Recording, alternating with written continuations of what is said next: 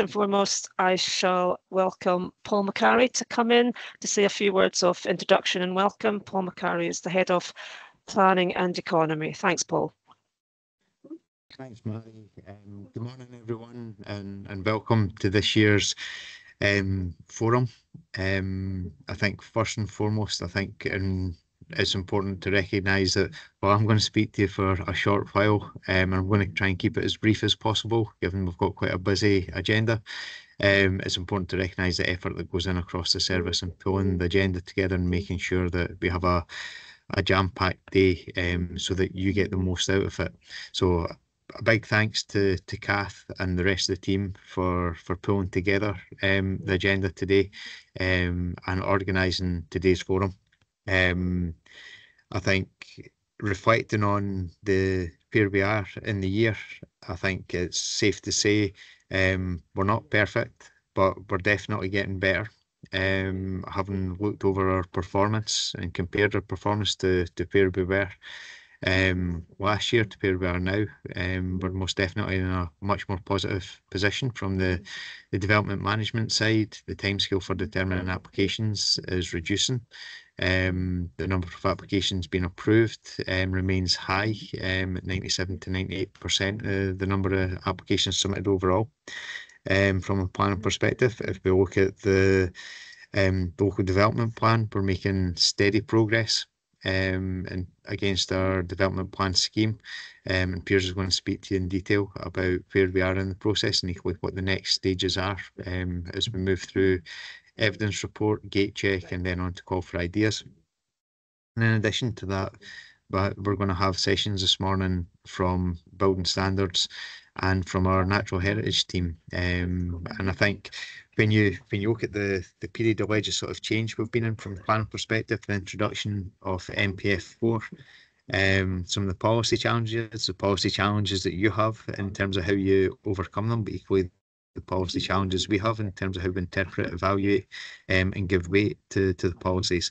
When you look at that performance and you look at the quality of the decisions that are taking place right across the regulatory sphere within the North East, you realise that we come together really well, we collaborate really well, and the outcomes are very positive for the communities that we serve. So I think, like I said, we're by no means perfect, but we should celebrate the positives, and I think right now we're in a fairly positive place in terms of how we're administering the regulatory system for construction across the North East, so planning and building in particular.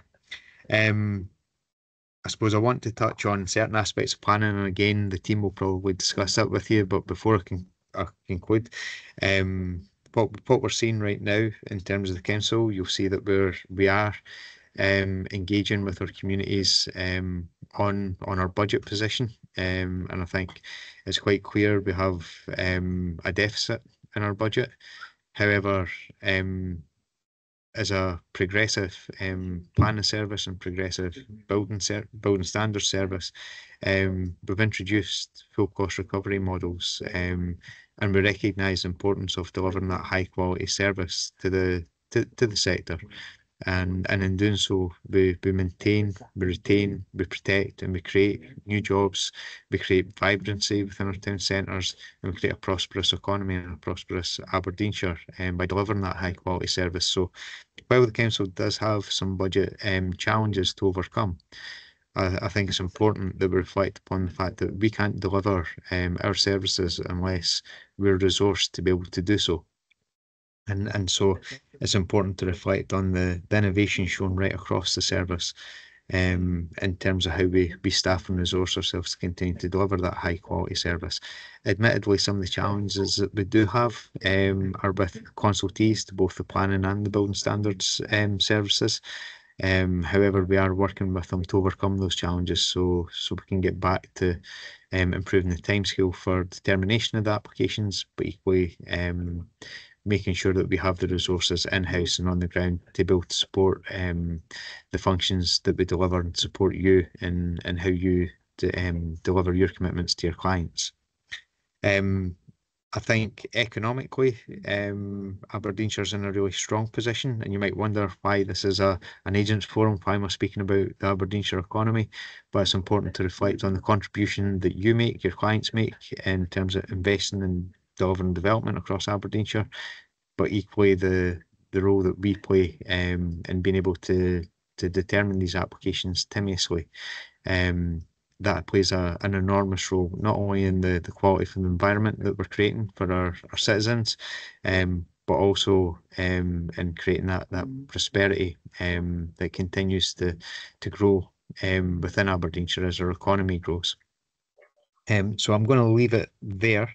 I'm going to pass the baton on, but I just want to say thank you all for attending. I'll rejoin the forum shortly before it closes, but I hope you all have a great morning, and please participate as best you can in the Q&A sessions that are within the agenda. Thank you. Okay, thanks very much, Paul, and it's good if you can come in later on. Appreciate that. Okay, just before we start proper, Kath, could I ask you to go to the slide with the agenda, please? Yeah, thank you. So as Paul says, we have a very busy agenda, and I mean, in general, it's obviously a joint one between planning and building standards. Both services continue to evolve and transform, also expanding its remit. So obviously to meet a variety of challenges that are out there globally, nationally and locally. Obviously, we're all, when I include all, I mean, everybody that's here today, we're all striving towards the same goal here, and that's to ensure we're making sustainable, livable and productive places. And obviously this is a national approach. That's through National Planning Framework 4. But we do appreciate this is not an easy task for any of us. So as you can see, a busy agenda. We hopefully the topics and updates that we're giving you in some elements will give you some clarity, some understanding of how we're currently looking to achieve these joint goals. First of all, Piers will be looking at a local development plan update, and he's going to be taking you through the current processing of the new style LDP, perhaps not so new now, and what's currently happening, and that's particularly around the evidence report and the upcoming call for ideas. Then we have Judith and Emma from our Natural Environment team kindly joining us, and they're going to give you some information on the requirements for biodiversity enhancements associated with new development. And this is a big part of the approach of creating sustainable, livable and productive places. And it does strengthen the focus on biodiversity and its enhancement and protection. And then we'll go on to updates from development management through the development management team managers, and also concluding with a building standards update by the building standards team managers. We'll take questions after each update so that you're not waiting to the end or you don't forget what you wish to ask. So firstly, without further ado, I'll hand you over to Piers Blackster, who's the team leader for the policy team. I'm sure you're all familiar with Piers, and he's going to take you through the latest position on our local development plan. You have 40 minutes starting from now, Piers. Thank you. Thank you very much, Mary. I have a PowerPoint to share, so I shall share that.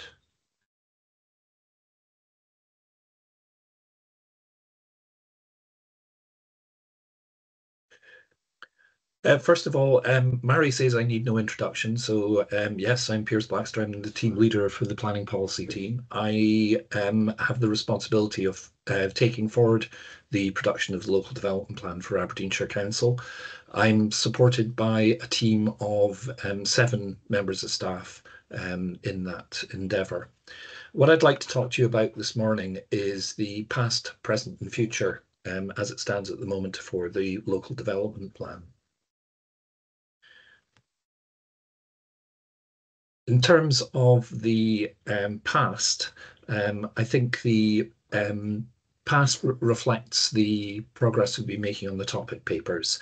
And as we'll see in a moment, these are, we think, largely complete now. The present element of the presentation relates to the evidence report itself. The evidence report is effectively a summary of the topic papers in a particular format that the Directorate of Planning and Environmental Appeals wishes to see it in, and it has some added context and interpretation associated with it. So I like to see it as the topic papers plus, so to speak. And then the future is probably the bit that is most of interest to you, which is the call for ideas stage that we're going to be embarking on in the relatively near future. The first thing I want to do is to say a sincere thank you, because I've been plaguing you with emails about the topic papers for almost a year now, perhaps even over a year now. And I'm aware that this has been a big ask of the forum members to actually engage with us on the topic papers, but I'm a great believer in full disclosure, so we have fully disclosed everything that we're doing, and we really do appreciate the feedback that you've given us on those papers individually. We've produced 30 topic papers in the local development plan team. And these are all based on the National Planning Framework for topics. Some of the topics, aquaculture, for example, we don't think are relevant, and so effectively we've ignored them, and we've co-joined others. So we've fundamentally come up with 30 topic papers which cover everything you need to know about planning in Aberdeenshire at this point in time. There's only one topic paper that we still have to publish, and that's a pretty important one. That's the Infrastructure First topic paper, which is co-joined with our infrastructure audit. And we're planning to publish that on the 6th of December of this year. And you'll have until the 17th of December to actually respond to that. We've had a very similar structure to all the topic papers that we've produced, and having consulted on them, we've now also added to those papers appendices of the issues and actions that have resulted from the consultation that has taken place. The next stage in the process for us is we have to double check and triple check that we've identified all the disputes, and we've and gone through a process of discussing those disputes with people who don't agree with the evidence that we presented, before we present that information to the gate check assessment. I think it's important to note at this point that we wrote to you all in, I think it was May of last year, advising you that we'd actually made a mistake in how we'd classified disputes, and that we were made it was made abundantly clear to us from the Directorate of Planning and Environmental Appeals that disputes only related to the evidence that we were looking at and not the conclusions that we were drawing from it. And so you may remember that we wrote to you in the spring of last year and advised you that for the first few topic papers where we invited you to dispute everything, in fact, some of those are now not technically considered to be disputes. We have a whole host of comments on our interpretation, and we are discussing those with members this week and over a few weeks in the near future, to make sure that members are comfortable with the conclusions that we've come to. So sorry, Piers. Sorry for interrupting. Your slides are not going forward. I don't know if there's some issue, or have they frozen? That's a good point. Thank you very much, Thank Mary. you. Sorry about that. You would have thought that pressing a button on one screen would make it occur on both. So past, present, future, topic papers. The past, I've gone through these topics. Sorry about that, everybody. It's amazing how Microsoft can trip you up sometimes. I'll move on if I may. The present that we're working with is the evidence report itself, and we're very grateful to other authorities for actually presenting to the DPA what they think are evidence reports, because the advice that we're getting from the reporters is that the best way to get through the subsequent gate check examination is just to copy successful evidence reports. This is a little bit anomalous because the Scottish Government have been advising us that they want to see innovation in the way we take forward local development plan production. But now the DPA are saying, no, the guidance isn't just guidance, they are treating it as regulation. And consequently, if we don't meet the guidance that's in the advice that's in the guidance, then we're very likely to have the DPA just return the evidence report to us. So it's somewhat curtailing innovation in Scotland, that approach by the DPA, but that's their advice. It's in all of our interest to get through the gate check examination, so we will follow that advice. The structure that's presented on the slide at the moment is effectively what we're intending to say in the evidence report. As I said, there's we're not intending to publish the topic papers as the evidence report, and the evidence report is effectively a summary of those topic papers, highlighting the key elements that we've come to. Because when we were producing the topic papers, we discovered there was an awful lot of, we went down an awful lot of rabbit holes that we didn't need to find out whether they were relevant rabbit holes, if you understand me. So there's no point in rehearsing that in the evidence report. We're just focusing on the main issues, and we're doing that in the 3 chapters: sustainable places, livable places, and productive places. You'll see also that the evidence report is going to be topped and tailed. It's going to be topped and tailed by the information that we're advised to include in the evidence report on the key areas of change that we've seen in Aberdeenshire since the last local development plan was published, how we've gone about our methodology, and then the very last section there, 7, is one of significant importance to you, which is the site selection criteria and the model that we're using to identify how development should be distributed across Aberdeenshire. In terms of what we've still got to do, unfortunately, it's taken us an awful lot longer to produce these 30 papers than we anticipated. The infrastructure audit paper theoretically should have been concluded by now, and we should have been going forward to discussing the evidence report with full council in January. That now seems to be exceedingly unlikely. In fact, I would say it's not going to happen. But there are a number of other things that we think we also need to do before we can actually finalise the evidence report. I've mentioned the resolution of disputes. We still have to make sure that we have got in touch with everybody who has disputed something that we've said in the topic papers, and clarified that our response to that is not acceptable, and they would still wish it to be considered by the gate check. We're also not confident that we've actually got statements on agreement or disagreement from the key agencies. Some key agencies have been very, very good at engaging with us, and others have been very, very conspicuous by their absence. So once we have a draft evidence report, we'll probably circulate it to the key agencies and say, well, even though you've made comment on the draft that it's been going forward, are you going to now say that you agree with or disagree with the content of the final evidence report? We also think that the site selection criteria, even though you've seen an awful lot of the site selection criteria within the evidence report topic papers themselves, there is still merit in having a short engagement with you on the site selection criteria, and we're hoping to do that at the same time as we publish the infrastructure audit and the infrastructure first topic paper at the beginning of January. So you will have an opportunity to see the conclusions that we've come to on that particular element. Likewise, because it's going to the DPA, they want everything referenced to death, and it's going to take us a little bit of time just to make sure that all the referencing is complete and accurate.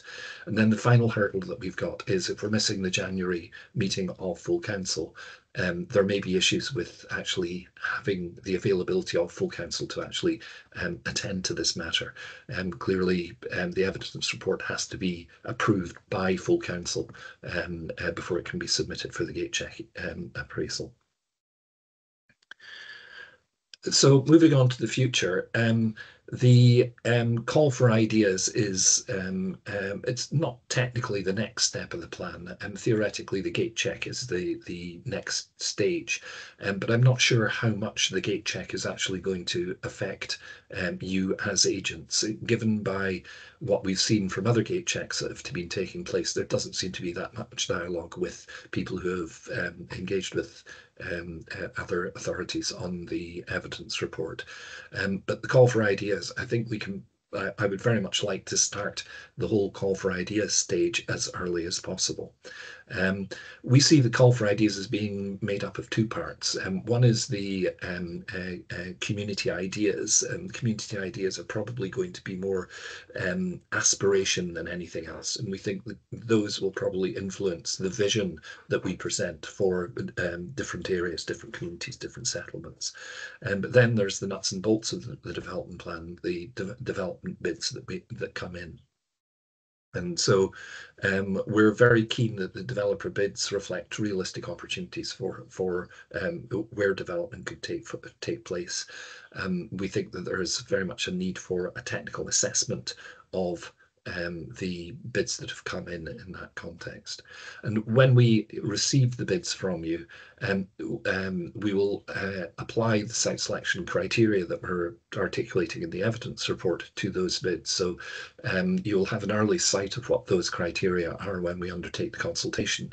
And I would hope that that will give you a step up the ladder, so to speak, in terms of the work that you may have to do to actually support development bids that come forward.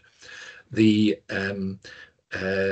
things that we're likely to be suggesting in the call for ideas process are listed on this slide. So there are going to be areas where we think that development shouldn't be allowed unless you're Donald Trump. We don't think you should be developing on an SSSI, for example. So there are some areas that we're saying are just, you know, if we get development bids in for these areas, then I'm afraid they're going to go to the bottom of the pile. There will be alternatives that don't involve decimating sites of special scientific interest and all the rest of it. The second element that we're looking at is it's almost a precursor to the settlement strategy, and that's looking at these themes of housing need, the sustainable transport pattern, the whole concept of living locally, consumer demand, where people actually want to live, Aberdeenshire Council's place strategy, and also the infrastructure first element, and using those as measures of where development should be located. If you're proposing a major development which is in an area that is not, for example, an affordable housing priority area, then again it'll probably be discounted significantly, as it's not meeting the overall strategic objectives that we have through the plan that are listed in those 6 bullet points. We then come on to the more difficult elements, and these are the elements in NPF 4 where we're advised that they should feature as a part of the development management process, and we would need to see commitment from those submitting bids that they are actually going to provide these elements and how you're going to provide these elements. And these are a little bit undefined at the moment, but they relate to things like how a development is actually going to demonstrate that it's being climate resilient in terms of policy 1 of NPF 4, and whether you're going to have a commitment to ensuring that waste vehicles of the future are going to be able to access the development to actually deliver zero waste, whether you're going to be committing to providing high-speed broadband for the development, whether you're going to be committing to some form of community wealth building in the proposal that you're making. Whether you're going to be committing to the high density that NPF4 is suggesting, whether you're going to be committing to the mix of housing types that are required, again, from NPF4. So there are an awful lot of things under that commitments to other benefits and outcomes bullet point, which will require you to think long and hard about what you are going to be submitting and saying, well, how can I make this as good as we can get it to comply with all the things that NPF4 is now requiring for us? And the way that we will use that information is if you are making a commitment at the bid stage to providing high-speed broadband or having a community wealth building element, then we will probably reflect that in the text that we put into the local development plan. So the commitments that you're making at this point in time, you will see them reflected in the local development plan. They will become a part of the local development plan. So you need to think carefully about that. And then the final two elements that I can mention are the whole issue of the site-specific issues. These are, things like impact on listed buildings, impacts on existing woodlands, impact on landscape character, all these things, which are largely planning judgments that we will make when the time comes. Of course, in a bid form, you will be given the opportunity to say, your development has no impact on these things. But I think those are topics on which we'll get expert advice from other parties to inform those choices. And then finally, the final thing that we need to think about seriously is the whole question of the deliverability of new proposals. We're in the middle of discussion with our colleagues in the who are developing the action programme in the deliverability team about what those criteria are going to be. But we've also taken advice from our good friends Homes for Scotland on this, and so we've identified that ownership has to be in there, and the whole issue of the level of infrastructure constraint and what the level of public investment is going to be required to overcome the constraints associated with any sites. We're going to have to ask for clarity that you as developers believe there is a market for what you are going to be providing. It's not just a case of allocating land without having a real understanding of who would occupy those houses. And then there's the final issue that we've identified of issues associated with legal burden and access to sites, because there's not much point in us allocating a site if nobody can get to it because there is no legal access to it, for example. One of the things that my colleagues in PIDT asked me to raise with you is whether it was reasonable at this time to ask for detailed costings of the infrastructure that you will be providing to service the development. So I'd ask you to bear that in mind when it comes to the discussion as to whether that's a reasonable thing to ask for at this point in time, or is that actually something that we can resolve later in the process if you pass the test of being included in the the area committees minding to approve your site being included in the local development plan. Is it at that point, once you have some certainty that your site is actually going to be featured in the local development plan, that you would should be expected to do that additional work? Bear that one in mind for the discussion, perhaps. Final thing I'd like to just touch on is the timetable for this whole process. We have the elected member seminars taking place this month. We're looking to try and resolve the dispute resolution and the site selection criteria issues probably by the end of January. Certainly, yes, also the infrastructure audit consultation is taking place at that time. Once we have a draft evidence report, we will ask for the key agencies to commit to that evidence report, agree or disagree with that. And the final three bullet points in this slide give what we think is probably the worst case scenario. I've said this before, my worst case there's always a worst case than my worst case, it seems to be. But it seems as though the programme has slipped somewhat. Rather than presenting to Council in January and Q4 of this year, we will be presenting to full council probably around about May or even June. We would like to then go to the gate check as quickly as possible after that. We don't really have an issue with starting the call for ideas process as soon as we have some comfort on the site selection criteria. But in order to recoup some of the time we've lost during the production of the evidence report, we probably try and maintain the call for ideas deadline around about this time next year. So effectively you have around about 12 months to develop the ideas that you want us to incorporate into the local development plan. I've probably talked far too much and taken up all my time, but I'm quite happy to answer any questions if you can direct them to me, Mary. Thank you, Piers. And no, that's all in good time. We've still got 10, 15, 20 minutes actually. If there are any burning questions out there, please direct them towards Piers.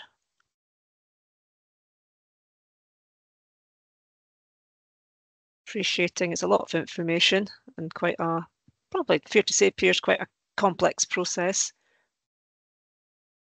that the team are working their way through. But it is also a process that is very much engaging with yourselves and with the communities. Any questions at the moment? Happy if you want to perhaps leave it till later on in the presentation. Don't know if Piers, are you still going to be? I shall stick around. Yes, I'm quite happy to do that. Yeah, I think the key element is going to be the forthcoming consultation on the site selection criteria, because that will, to a large extent, govern the scale of work which may be required from agents in submitting bids to the local development plan. I'm surprised nobody's asking me the question of how many houses we're going to need in the next local development plan, because I have a note of it here if you're interested to hear that. We reckon that the information that we presented in the housing topic paper identified around about 12,000 houses need to be delivered during the period from 2029 to 2039. We already have a significant proportion of that already tied up in existing consents. And so there is going to be a process of looking at what we euphemistically call stalled sites, to see whether it's actually realistic to take those sites forward into the next local development plan or not. Mel Gregg, my colleague who deals with the housing land audit, has advised me, with a smile on her face, I hasten to add, that we don't actually need any new sites for the next local development plan. But I think that's probably misleading. I think we will lose an awful lot of sites from the existing plan, just because they haven't been taken forward, they haven't been delivered, and they are unlikely to be delivered now in the context of NPF 4. And consequently, there will be scope for new developments to come forward. And the key task for the local development plan will be to make sure that when those sites are coming forward, that they're not coming forward in a pepper pot random way across Aberdeenshire, but there is actually some thought in the context of the if I just go back to in the distribution of development, the housing need to infrastructure first bullet points, and there is some thought that the allocations actually fit a long-term pattern, because NPF 4 identified that things cannot stay the same. We can't just photocopy the existing local development plan. There does have to be a change in the way that we're approaching development in Aberdeenshire, and I would have thought that the new housing that we're allocating through the next local development plan will try and mark that phase shift towards that new way of thinking. Thank you, Piers. In fact, we do have a question, and I should have said there is the chat facility if you want to pop in a question, and rather than putting your hand up and asking. So I'm seeing that, Roger, you've got your hand up. I'll take perhaps Ryan's question first. Ryan Urquhart, you've put a question in the chat, and that Piers, well, it's maybe more statement, including detailed infrastructure costs in bids is a bad idea. If it takes 3 years and likely to be more from a bid to construction, the costs will have fluctuated significantly. So I think that's in response to that question you asked. I'm quite happy to take that particular view back to PIDT. It reflects my own views, and in fact, I couldn't have put it better, Ryan, to tell the truth. We are constrained. I think it's paragraph 221 of the guidance says that the delivery programme requires to actually show the costs of infrastructure going forward. And so the delivery programme at some point is going to have to cost up all the infrastructure that is required for the delivery of sites. And it seems to me that an intense discussion with the delivery team needs to take place on what they're expecting the development industry to provide and what they're expecting, for example, the infrastructure providers to provide, Scottish Water and people like that. Where are they going to get that information? Because I would agree with Ryan that I think it would be a big struggle to try and put costs on something which isn't actually going to be delivered until post 2029 at this point in time. But so yeah, I would agree with that comment. Thank you, Piers, and thanks, Ryan. Thanks for that comment. Roger, can I take you in, please? Thanks. Hi, thanks, Mary. I know that Fife have asked existing allocations to put in fresh bids for their next local plan. Is that the idea, Piers, that you'd have to put in a bid for an existing allocation, or is that not necessary? We're busy looking at hello, Roger. We're busy looking at what the mechanics of that will be. Certainly, if you already have planning permission, then you get out of jail card free. But the question is whether if you have an old planning permission, i.e. more than 3 years old, you also have that benefit. There's also the question of you may not have a planning permission, but you may have been working very, very closely on pre-application work. You may have a master plan that's up to date, and would they be excluded from the plan? The Scottish Government are very, very clear that there is no roll forward. There should be no roll forward of sites into the next local development plan. And so, yes, if you have a site which does not yet have planning permission, you can probably expect to have to put in quite a lot of work to justify that site for the next local development plan. Your alternative, of course, is to put in lots of effort, and my colleagues in development management are going to love me for saying this, is to put all the effort into actually getting the consent before the next plan is adopted in 2029, so that you effectively have a live consent for 3 years to actually implement that idea. I would probably recommend both, to tell the truth, but then again, I would, because I'm just like that. So I'm sorry, Roger, it's probably bad news for you. If you have an existing site and local development plan that you don't have planning permission for yet, then you should be thinking about resourcing a bid for it. No problem, thanks. Okay, thank you, Roger. Any other questions at the moment? Okay, not seeing any hands up or any messages, but if you want to continue putting some messages or questions in the chat, we can always come back to them. Okay, I think for the moment, and given the time, we'll leave it there. And thank Piers very much for the update. A lot of information, as I say, and if you think of something either at the end or perhaps the next day, the day after, just let us know and we can direct these to Piers. So continuing on, and just we'll give a little bit of time for a slide change, I think, because we're going to go on to listen to Judith and Emma of our Natural Environment team.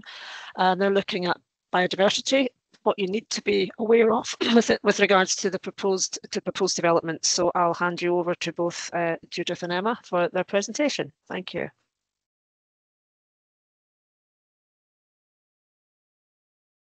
Can I just check everybody can see this presentation okay? Is that all right?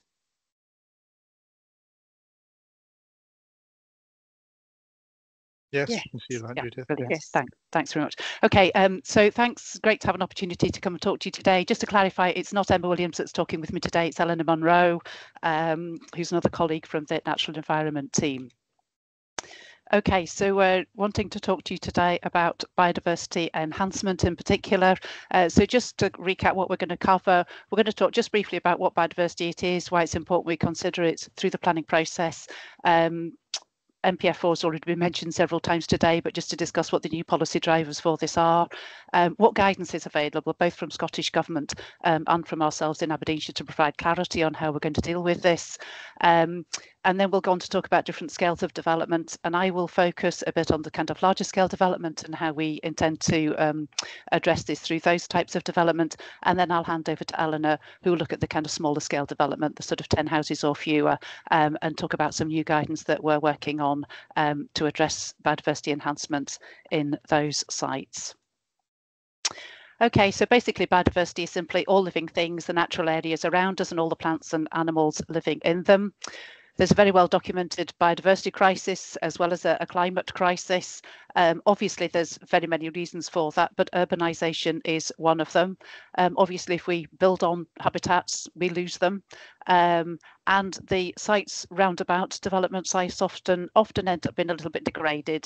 Often we introduce new species, often from gardens. They can spread to the detriment of our local and native species. And also it changes the way in which a site is managed, and that can lead to biodiversity loss. And again, fragmentation is quite important. You end up with little pockets of isolated habitat, and that doesn't function as well as much larger undisturbed areas.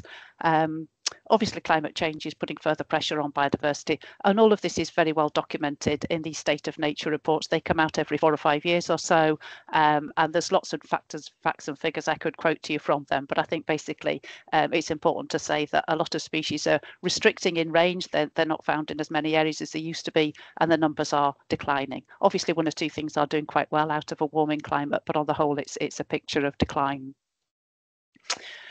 Okay, so why do we need to think about this in planning? Well, obviously, planning is quite an important way in which we can address these issues, both in terms of biodiversity loss and then in trying to reverse those declines by trying to provide some biodiversity enhancement on development sites. And this is a strong theme in National Planning Framework 4. Policy 3 seeks to protect biodiversity, to reverse the biodiversity losses, to deliver positive effects, and then to strengthen nature networks. That's a new theme that comes out quite strongly in NPF4. And these policies are taken forward into our 2023 Aberdeenshire Local Development Plan. So this is the vision for the future, to have an area in which we can live together with biodiversity. Essentially, wildlife needs the same things as we do to live. It needs shelter, it needs something to eat, and it needs the opportunity to mix with others of its species to maintain viable populations. And obviously, this type of environment is beneficial to us as well. It creates healthy environments, it's a pleasant place to live, it's sustainable, and it's adaptable going forward. So this is the sort of vision of what we're trying to aim for. So just to look at the different scales of development in terms of relation to biodiversity enhancement. So national, major, and any development that requires an environmental impact assessment, NPF4 says this must deliver significant biodiversity enhancement. And then local development, which is your sort of 50 houses, 2 hectares, it says it should be supported if it delivers biodiversity enhancement in proportion to the nature and scale of the development. We are also looking at a sort of smaller scale than that, as I say, at the sort of 10 houses or fewer, an equivalent scale of sort of commercial or business development. And that's something Ellen is going to talk about a bit more. And just to be clear, NPF4 is required for all developments other than householder developments. The other exclusions are fish farms, but that's not something that we deal with here. Okay, so in relation to NPF4, it says that proposals for biodiversity enhancement should be based on the existing characteristics of the site and its context, both in a national, local and sort of regional setting. Okay, so it's got to be relevant to that site. There's a very, very strong emphasis on retaining existing nature where possible. There's a lot of reasons for that. It's very difficult to create new habitats. It takes a long time. So retaining what's there is much more beneficial for nature, but it's also beneficial for us because it means that you've got a site with some ready-made biodiversity in it, and that makes it attractive. Often you will be required to provide mitigation for protected species, and that should be done first, and then any biodiversity enhancement is over and above that. So the government guidance clarifies all of this. It should be deliverable, so that means it's got to be practical, it's got to be relevant to that local area, so that it can be achieved. And in order to ensure that, we need to see how it's going to be managed and maintained in the longer term. The aspiration is for this biodiversity enhancement to be there in perpetuity, not just for the short term, but it should be there forever. So we need to make sure that we can retain it through appropriate management. And obviously it should consider local community requirements. And the other thing, as I say, there's a strong emphasis on nature networks and how any biodiversity enhancement can contribute to that. And this is all set out in a draft bit of planning guidance on NPF 4. I've not seen any finalised version of that come out. I think it still is in draft, but it sets out these requirements. There's a strong emphasis for delivering biodiversity enhancement on site. It's considered to be a more equitable approach, that the area losing the biodiversity is also benefiting from the biodiversity enhancement, and it's to avoid any areas becoming what they're calling nature poor as a result of development. So there's a strong emphasis on delivering it on site, but there is an understanding that that won't always be possible, and so we are looking at measures for delivering it off site and how we can secure that and ensure that it is delivered again in the long term. NPF 4 doesn't specify any particular method for assessing biodiversity losses and gains, although it does say that best practice assessment methods should be used. And really it's up to the applicant to demonstrate that the site will be better off for biodiversity after the development than it was before. So just for clarity on how we're going to deal with this going forward, we did produce some planning advice on this fairly soon after NPF 4 came out, and that was associated with our new local development plan in 2023. We did a lot of discussion about this, and we are strongly encouraging the use of what's called a biodiversity metric to demonstrate biodiversity losses and gains, and particularly on larger development sites. Now, a biodiversity metric is really just a clever spreadsheet, but it's a tool that's used by ecologists to measure the changes in biodiversity. It focuses primarily on habitat, and what it does is it assigns each habitat a unit value based on its relative importance for biodiversity. So if you have a hectare of heathland, that's obviously going to be worth more biodiversity units than an area of improved grassland, for example. So it sort of values the type of habitats that's there and the area that's been lost.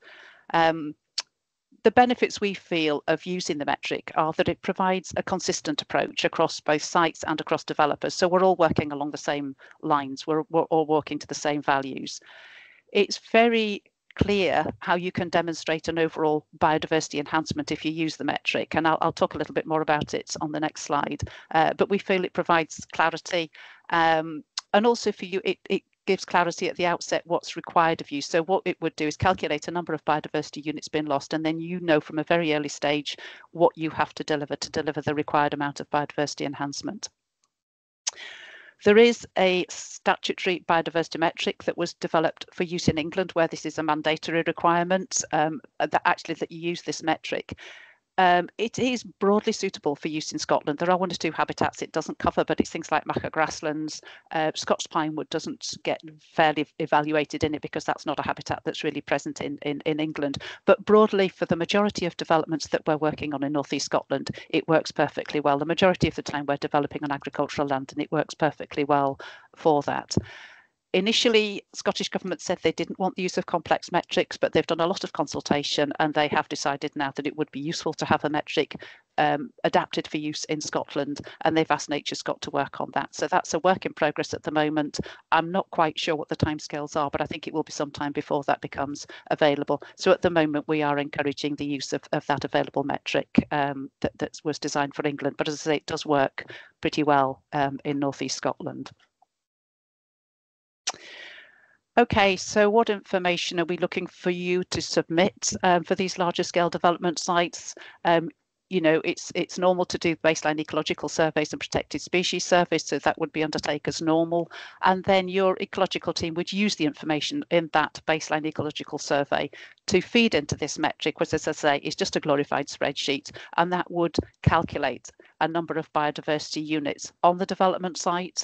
It would then ask you to say how many of those have been retained and how many have been lost, and it would then calculate the number of biodiversity units lost as a result of the development. You would then design your biodiversity enhancement, and that would be detailed in a landscape plan, biodiversity action plan, habitat management plan, whatever is appropriate for that particular site. And again, that would allow you to calculate a number of biodiversity units are being delivered. So if you're creating half a hectare of new woodland, for example, or some nice wildflower-rich grassland, or you're creating some wetlands in your sods ponds or some new hedgerows, that could all be calculated, and that will give a number of biodiversity units that are being delivered on the site. And obviously we'd be looking for that to balance, and preferably for a bit of an uplift and an enhancement. It will be very important that you provide details of how those habitats, well, the detail of what the habitat is going to look like. We're looking for native species to be used because obviously that's better for native wildlife. We'd want to know that they're suitable for the sort of location and the ground conditions, and we'd be looking to see how that was going to be managed in the future. And there will need to be some monitoring of these habitats and some reporting back, just so that you can demonstrate that what you've said will be delivered is going to be delivered in the long term, that it's going along the right lines. In Aberdeenshire, we're looking for maybe to work with you to develop some targeted measures for biodiversity. So this is things that would benefit particular species or habitats that we think would be really beneficial to deliver in this area. So particularly for the larger scale developments, we are providing some guidance, and we can certainly work with you and your ecological teams on delivering some of these on sites where that's appropriate. So this map in the bottom right hand corner shows the distribution of corn buntings. That's a real northeast speciality. It's a bird that lives in arable land, but it needs a particular seed mix to keep it going over the summer and throughout the winter. As you can see, it's got a real stronghold in that northeast corner, but there's also a nice population developing in Kincardineshire. So things like battery storage areas, turbines, that type of development, it might be appropriate to use this measure there. Northern damselfly is another speciality. It needs a network of small ponds. So again, some types of development might lend themselves to delivering habitat for that. Pollinators is something we're really keen to work on. Again, they need a source of nectar and pollen. They need shelter for the winter, and creating wildflower-rich grasslands of locally native species that are appropriate to a site is really beneficial for them. And as you can see, it provides a very attractive environment for people to live in. Swifts have shown a massive decline in recent years. They're dependent on buildings to nest in, so this is something we can very easily deliver through development. They're not messy birds to have around. They're very clean. They like to be in the building, so that can be in bricks that are built into the building or boxes on the outside. It isn't suitable for all buildings. They need a bit of a drop to be able to come out from a height, but where there are suitable buildings on a development site, that's a really good measure to incorporate. And the other one is hedgerows. Really good, thick, native species hedgerows are really beneficial for wildlife. It provides food, it provides shelter, and it provides an opportunity for them to move around. So it's a good opportunity to be able to link throughout a development site and allow wildlife to move through it. So these are just some of the targeted measures, and we will be developing others and working on those, and we can share that information with you. So I'm going to hand over to Eleanor now to talk about smaller scale sites. Okay, are you going to, do I take control? You take control. Yeah. I take control, thank you. That works, right. Okay, here we go. Yes, so I'm looking at the smaller scale developments within Aberdeenshire. So our current guidance basically says that measures that are provided have to be agreed and discussed with the council in advance, and they need to be proportionate to the scale of the development. So for this, we're looking at developments of less than 10 houses, which probably constitutes the majority of what we see, both the planners and the majority of what you as agents are working on and submitting into us. And for this, we're also assuming that as developers on the small scale sites, you probably don't have either your own in-house ecological expertise. So it's looking at how we can introduce something that is user friendly for everybody. So linking into that, Nature Scot, as Judith referred to earlier, have produced Developing with Nature guidance, which has a lot of ideas for non-specialists. Those of you who've looked at it, though, will probably have realised that it runs to about 90 pages. And they've got a draft application form or assessment form, which runs to about 5 or 6 pages in its own. So it's not a small and easy read document in its own right. It does make suggestions that a statement should be included or provided with the application, stating out what measures are being proposed, and that these are then detailed into landscape plans. And that is what we're starting to see coming through from people, and also confirms that measures have to be proportionate to the nature scale of the development. So why we're looking at this again, because since NPF 4 came out, we've now had about 18 months of looking at applications, working with the planners, working with yourselves, seeing what's coming in. And one of the main reasons why we're looking at all of this is just to get some consistency, and that's across the planning teams, because Aberdeenshire is so big. To a degree, it's also about getting consistency within our own team, and also to give yourselves a sort of a baseline of knowing where to start, that you've got sort of clear parameters as well. It's ensuring that we get what we get is relevant to our sites and is relevant to Aberdeenshire, and that the measures can be retained and maintained in the long term, which is quite hard on very small sites. It's probably easier on your big sites when you've got a lot of open space that you can incorporate measures within with wider benefits. But if you're talking about a single house, it's very much harder to try and incorporate biodiversity measures within that. And ultimately, we'd like to sort of develop something that can be used by the planners without constantly referring back to the natural environment team, because we just don't have the capacity to deal with 2,000 plus consultations in a year. So we're looking to try and develop something that's usable for the planners, usable for the agents, and gives a degree of certainty across everybody. So we've sat down and we've had a look at the Nature Scot measures. We've done a little bit of shredding. We've taken out stuff that we don't feel have long-term benefits. They have benefits, but they're more to do with wildlife gardening. And I'll come very briefly onto some of those later on. And we've basically got 4 categories of measures. So retaining and restoring, which Judith referred to earlier. And then the 3 categories that are incorporated within the Nature Scot guidance, which are planting for nature, managing with water, and then homes for nature. So as Judith referred to earlier, for the major applications, pretty much in all cases, retaining and enhancing what's already on the site is of greater benefit than ripping it out and starting again, because you've got the costs of starting again and the uncertainty that it's not actually going to establish. So where, for example, you've got existing dry stain dikes and hedges and scrub, then look to retain those as far as possible and work around those on the site, rather than taking them out and then putting them back in again. Other measures that we should be looking to retain and restore: trees, pretty much goes without saying. If you've got semi-natural habitat or water-based features, try and retain those as well. And then measures like removing invasive non-native species also help for retaining or for restoring habitats. Measures for planting for nature has a lot of benefits. So you can apply this across a range of scales, very small scale, as well as in your larger developments that Judith was talking about. The first 3 in there, your wildflower rich grasslands, your orchard planting, tree, scrub and woodland, probably are more appropriate to your slightly larger developments that have open space, rather than trying to incorporate them within gardens. And I'll talk a little bit more about that sort of thing later on. And then small scale measures, things we actually don't see that much of up here in Aberdeenshire, are things like living roofs and green walls and green screens have a place as well for small scale development.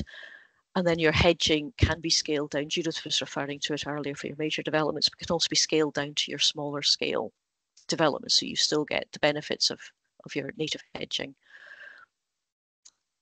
Managing with water is something that has to be done in every site anyway. You need some form of SUDs, so that can incorporate biodiversity features like appropriate planting.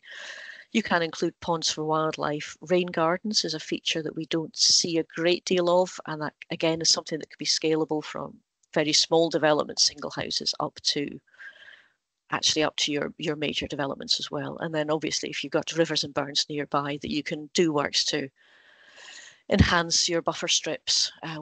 You're all used to working with our buffer strips guidance already, so you can incorporate your biodiversity enhancement as part of that too. And then the final category is looking at homes for nature. So as it says there in the text, basically your best homes are natural ones. So where you're planting scrub or hedges or you've got trees, then those are the better options and should be looked at first before you go down the lines of artificial homes. But as Judith commented, homes for swifts is actually something that's really, really good, can be applied at all scales. Ditto swallows and house martins, although they get a little bit more in the way of bad press from the public. Where you've got farm buildings that are being demolished and either converted or being demolished and replaced by houses, getting some sort of permanent provision for barn owls, tawny owls is also a really beneficial feature. And then things like dry stain dikes as part of your boundary features, scrapes, banks and earth features. So this is kind of creating places where hedgehogs and reptiles can go and hibernate. And some of you I know have already put in similar proposals part of your schemes on small scale schemes. And bat boxes, bricks and slates are another really useful thing and can also be built into houses, don't have to be stuck onto trees. So can be used in a range of scenarios, particularly where there's good habitat. I mentioned earlier a few things that we've looked at and gone, they have values in terms of wildlife gardening, but are of limited value as long-term biodiversity enhancement measures. And that includes your sort of like little bird boxes, generic small bird boxes. You need somewhere to put those. If you're starting with an area with no trees or woodland already, you've got to wait for the trees to grow. If you don't have the trees, woodland, scrub round about, it's probably not great habitat for having little birds anyway. So there's probably other measures that are of greater benefit. Bee and bug hotels, we've sometimes seen that mentioned. They do require maintenance, and they actually, for the bigger ones, cause concerns for residents just with potential for rats, mice, things like this.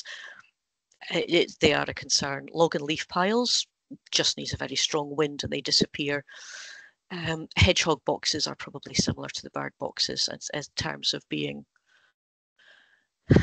short-term measures, and they're great with wildlife gardening, but very hard for as a permanent scheme. There's other ways of finding or creating places where hedgehogs can go and hibernate without actually putting in a box.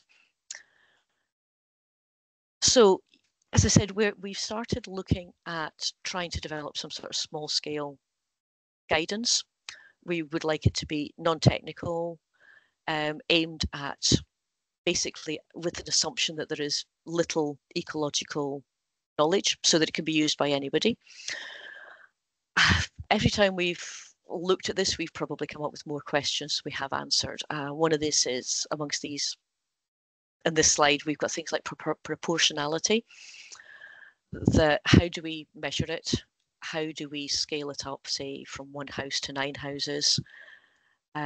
Looking at things like hedge, like what might be acceptable for 1 house. How do we just multiply it by 5 for a 5-house scheme? How do we measure all that? It has caused us an awful lot of headache. Looking at particularly where you have single houses, sorry, excuse me, where you have single houses, how do you provide something that's actually going to be retained? And one of these would be likes of wildflower areas. Great to have it in a garden, but it just needs somebody on a Sunday afternoon to go out with their lawnmower and it's all disappeared. It might work. You might have a client that is 100% behind it and they have amazing wildflower out areas. They sell their house on, and somebody would just rather have a bit of grass that they can mow and that somewhere that the kids can go and play football. So it all disappears. So it's looking for how do we find measures that are going to be able to be retained in the long term, but that are likely to be accepted by a householder and not ripped out as soon as they move in. So quite a lot of measures are great in an open space, but how do you scale that down for where you have say 1 to 3 houses where you've less of an open space requirement? How do we deal with that sort of thing? Sorry, excuse me. How do we deal with this where you've got plots or sites where plots are then sold off? So you might have landscaping agreed, but how do you then implement it once you have 7 or 8 different owners in there, everybody developing their own house differently? We don't know. This is sort of questions that we don't know the answers to, but that need working through. How do you retain stuff in the long term? As I mentioned earlier, you just need somebody going rampaging with their strimmer or the lawnmower, and you lose all your wildflower measures. I seem to have got some repeats in here. And then one of the things that we haven't looked at yet, and we need to get our brains into gear on, is how do we apply biodiversity net gain or biodiversity enhancement to business, industrial, commercial developments? Because it's all development other than householder. It's easier with housing developments because you have an open space. But how do we deal with that on business or industrial sites where basically your open space is a concrete yard? How do we get biodiversity out of those? And then how do we actually assess it? Internally, we've had a bit of chat about whether we look at some sort of a scoring system. It then gets a bit arbitrary how you apply, say, a points value to a different measure. Do you score trees more highly than a hedge? Do you score hedge more highly than a dry stain dike? How do you score wildflower meadows? How do you come up with a comparable system? And then how many points do you have to score before something is acceptable? And this kind of ties back into your proportionality measure as well. If you provide a hedge, how much hedge would be acceptable? And this is all stuff that's kind of going round and round in our heads at the moment and causing a lot of exploding brain. What we would like to do basically is produce guidance on the measures that we consider acceptable and that can be provided within the very small scale developments in Aberdeenshire. We would like to develop some sort of a method, some sort of a clear method that you can use to assess what is acceptable and to help steer towards the level of provision that's required depending on the scale. We are thinking, and this is where we'd quite like some feedback from yourselves as agents, either here or afterwards, would some sort of a simple form that you can fill in that shows that you have looked at your site, identified features that can be retained, and also identified where you can incorporate biodiversity. I know stuff's coming in as part of landscaping schemes at the moment. Maybe that's the way we go, but I think it would be really useful to have some sort of a chat with those of you who are dealing with the small scale schemes, in particular, the sort of like the 1, 3, 5 houses, sub 10 anyway. What would work for you, if anything? And also we're looking at developing some sort of an assessment tool for the planners so that they can look at what's proposed and not always have to come back to the natural environment team. But caveating that with, we're always there for backup and advice, and particularly if there are other issues like natural habitat already in a site, we would probably expect to still be involved in those schemes and in the conversations on those. I think what I would really like at the moment is if there's any of you out there that are interested in acting as either a sounding board or giving us some thoughts, then we would actually really appreciate that so that we are able to develop something that works for you guys and for us and for the planners, so that we've got some sort of a clear guidance on what to provide for the small scale sites. Kind of summing up what Judith was saying and kind of covering what I am, ultimately what we're looking for are sites that are richer in biodiversity afterwards than we were before, that we're retaining habitats and features that are already there where at all possible, and that creation of new stuff is over and above what is already on the site. That basically the biodiversity enhancement is being designed with some knowledge of what is there at the moment. That biodiversity is able to be secured in the long term, and that there is long-term management of it, because that's one of the things that can go into a landscaping scheme. Fine, great, it can get planted, but actually even wildflower meadows do require maintenance in order to retain them. They don't just get dominated by dockins and nettles and then get mown and disappear. So that you still have your biodiversity in the long term. I'm going to second the final one, and yeah, at the end of the day, it is a requirement for all of us.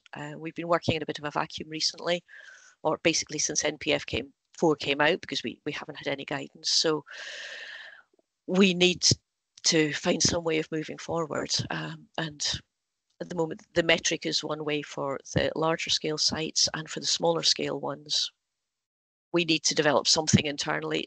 It may be that the Scottish Government and Nature Scot come out with something, but it's taken a while. We've been 18 months so far and no sign of everything. So we need to find some way forward for now. And I think I am watching the clock. I'm going to conclude on that, because I think we've now used up the last of Piers' time plus all of ours. I'm going to stop sharing. And any questions? Stop. Thank you, Eleanor. Thank you, Judith. That was obviously a really interesting presentation, and hopefully it's given you an idea of the requirements, because it is a requirement through NPF 4, but also hopefully it gives you an idea of how we're dealing with some elements of NPF 4 that currently we don't have guidance, and that's there's a lot of policies where we don't have the guidance, and we have to work. We still have to deal with the policies. We still have to apply them to development, but we are looking of how we deal with it as Aberdeenshire in creating guidance. And as Eleanor said, it's almost an ask of you to work with us on this. It's not just us creating the guidance and then telling you what to do. We have to have that feedback. We had this presentation, we had a staff day last week, and the same plea was put out for the planners to work with the natural environment team, and happily it's something that the planners are really interested in, so we've got quite a lot of volunteers there. So that's the same plea with yourselves. So is there any questions at the moment? Again, a lot of information to take in, but there's bound to be some questions out there in terms of what you're required to do, or would you like to have that further discussion with the teams? Again, you can use the chat facility or pop up your hand. And there's Catherine. Thanks, Catherine. Do you want to come in? Hi, Mary. Apologies if this has been covered, but is there a timescale for the completion of the Scottish metric, and how would that sit against the Aberdeenshire guidance?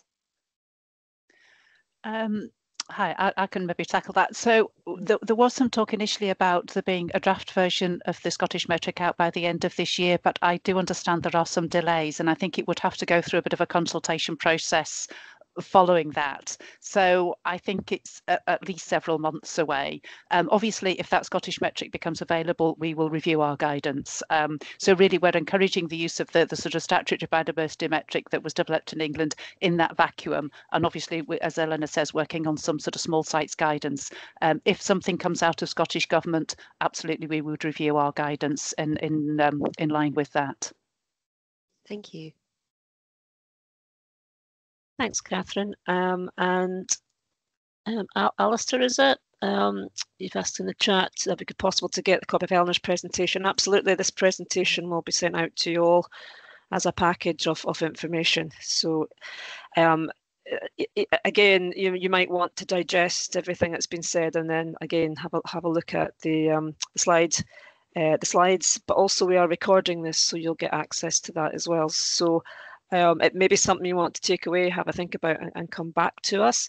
But things I've kind of jotted down here is the feedback there today on the thought of some sort of form for the smaller developments. And again, working together, whether it's a workshop session or just a discussion with the teams for your input, your ideas, what do you think is proportionate, what's reasonable. And obviously the emphasis being on long-term retention and management, which again, is something that I haven't quite bottomed out how that's going to be dealt with, both for the bigger scale and the smaller scale developments. So, yep, thank you, Alistair. That's happy to engage with future meetings or feedback on smaller developments. So that's good to hear.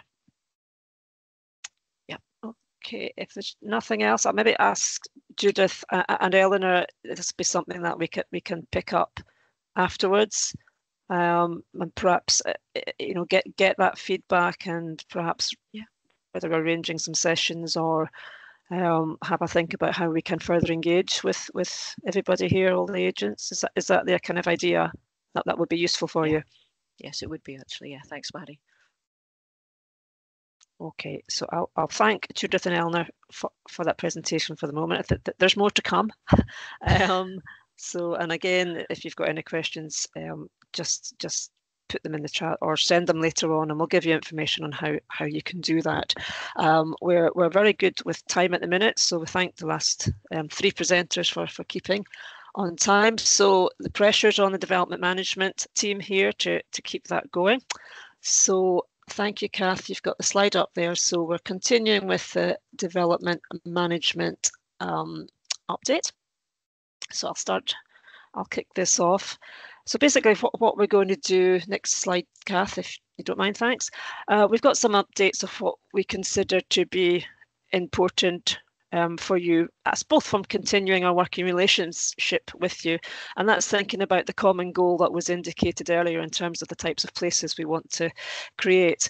We want to tell you what's new, what you need to be aware of, and obviously basically where we can help and advise you on various things with regards to development and management. So there's a few things we thought would be good to discuss today. I will go over our current staffing performance position. Then Dan is going to follow with some information and advice on validation. Neil will come in with some further advice on PON validation. Chris will be coming in with some pre-application information, and we've also got an update, I think, from Neil on the resourcing of the planning system consultation, which some of you may have inputted to. So we've got the outcomes of that, and then we can follow that with some questions and an answer session. So next slide, please, Kath. Very small writing, so yeah, I'm not expecting you all to look at all the detail, and I won't go into it in detail, but it's basically showing, perhaps for some of you who are not familiar with our structure, that we're part of Planning and Economy Service. So the planning side is obviously looks at the elements of development management, of enforcement, but also on the other side of the house, as I like to say, under David McLennan, who's a service manager, is dealing with policy, the policy team, and that's what Piers, the side that Piers was coming from today. Piers also mentioned our delivery team. We've also got our our historic environment team. So that's all under David there as well. So that's effectively the elements of the planning service. And as I say, various levels of team managers, team leaders, planners. We have an incredible admin support who we can't do anything without, I should say. So there you have it. There's the organogram there that shows our structure. So it's suffice to say that following a period of recruitment last year, and I think we went through that with you last year, that we successfully recruited and filled many vacancies that we had. And I'm glad to say that the new recruits who came in are progressing well. They've got a full workload of applications, and I'm presuming most of you will have met most of the new planners that you deal with in your area. It's fair to say that we're now experience a further what we call staff churn, so some movement of staff. We are seeing some more vacancies coming up, and that's through a variety of reasons. However, we do have a staffing strategy that we continue to work towards. We're working towards trying to fill those gaps. As Paul said at the very beginning, obviously we're working under fairly severe budgetary constraints, so we really have to look carefully at our budget position with regards how and when we fill these vacancies. So that obviously has effect on the surveys that we give to you. But that is something that we're working very hard at the moment to see if we can avoid having the position that we were in the last couple of years, where we had, unfortunately, a lot of vacancies came up at the same time. So in terms of impact, and Kath, the next slide should show just some performance indicators. Probably a bit dry information for you all, but obviously we have to work towards specific statutory performance indicators, and we're monitored on that by the Scottish Government. So this is just an indication of where we have been and where what we're looking at going forward. So this is performance indicators from the financial year of 2023 to 24 and the previous years. So you can see there's some fluctuations there. You will also see perhaps between 22, 23, there is some dips in performance there. And that, again, will be for a variety of reasons, but largely that was to do with the staffing situation that we found ourselves in last year. And then you can see going towards the end of the financial year of 2024 that there is some improvements, in particular with regards to householder applications. And that marks the new planners that are coming in and perhaps dealing with the more simple applications to begin with. But that does make quite a quick change in terms of performance and outcome. Also at the bottom there, you'll see the customer satisfaction rates. Now, most of you will have received a copy of a customer survey, and you will see also, disappointingly, that customer satisfaction rate has dipped from 2021 to the current outcome of 59% in 2024. So this is not, that satisfaction rate is not to our satisfaction, and we do need to investigate where the issues are. Now, we do understand that much of the survey again relates to that period where our recruitment was fluctuating quite dramatically. But there are some comments that people have put in the surveys that we really want to address. So I suppose the reality of it is a negative comment can be related to the fact that one planning application has been refused. And we understand that. We understand that that wasn't the outcome that yourselves as agents or your clients actually wanted. It's not to say that refusing an application is getting it wrong, but we appreciate that as an agent, you might think that's the case, or you might think you've had bad service in getting that application processed.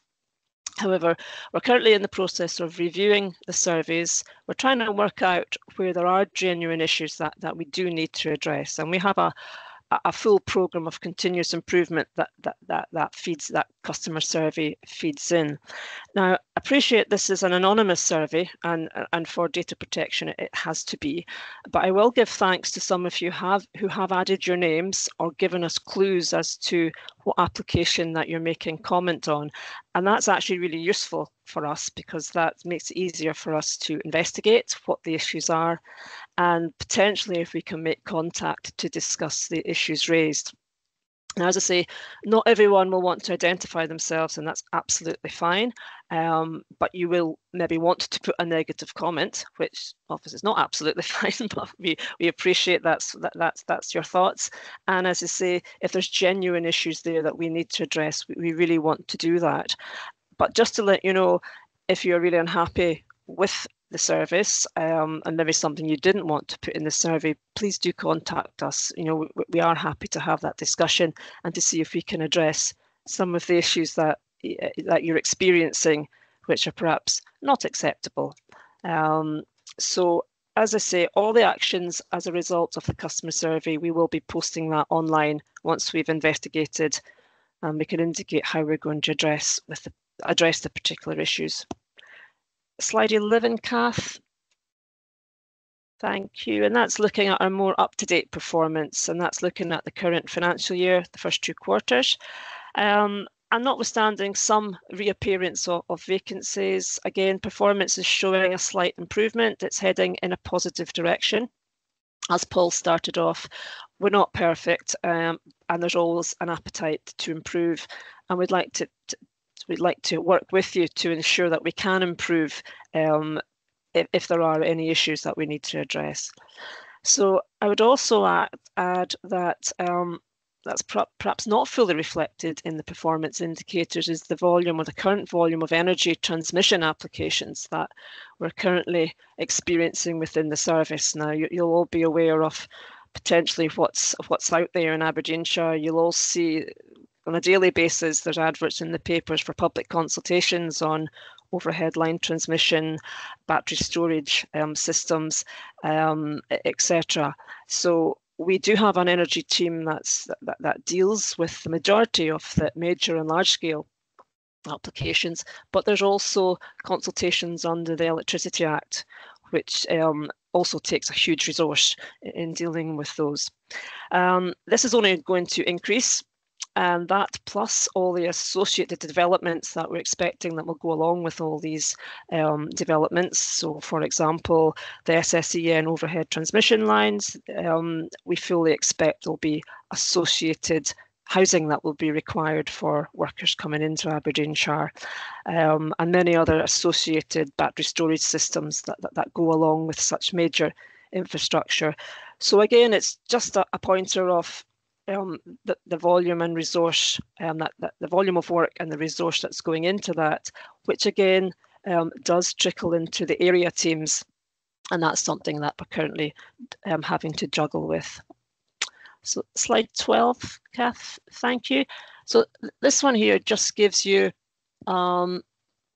just some quick figures on our workload overview of the whole service. So it's not just development management.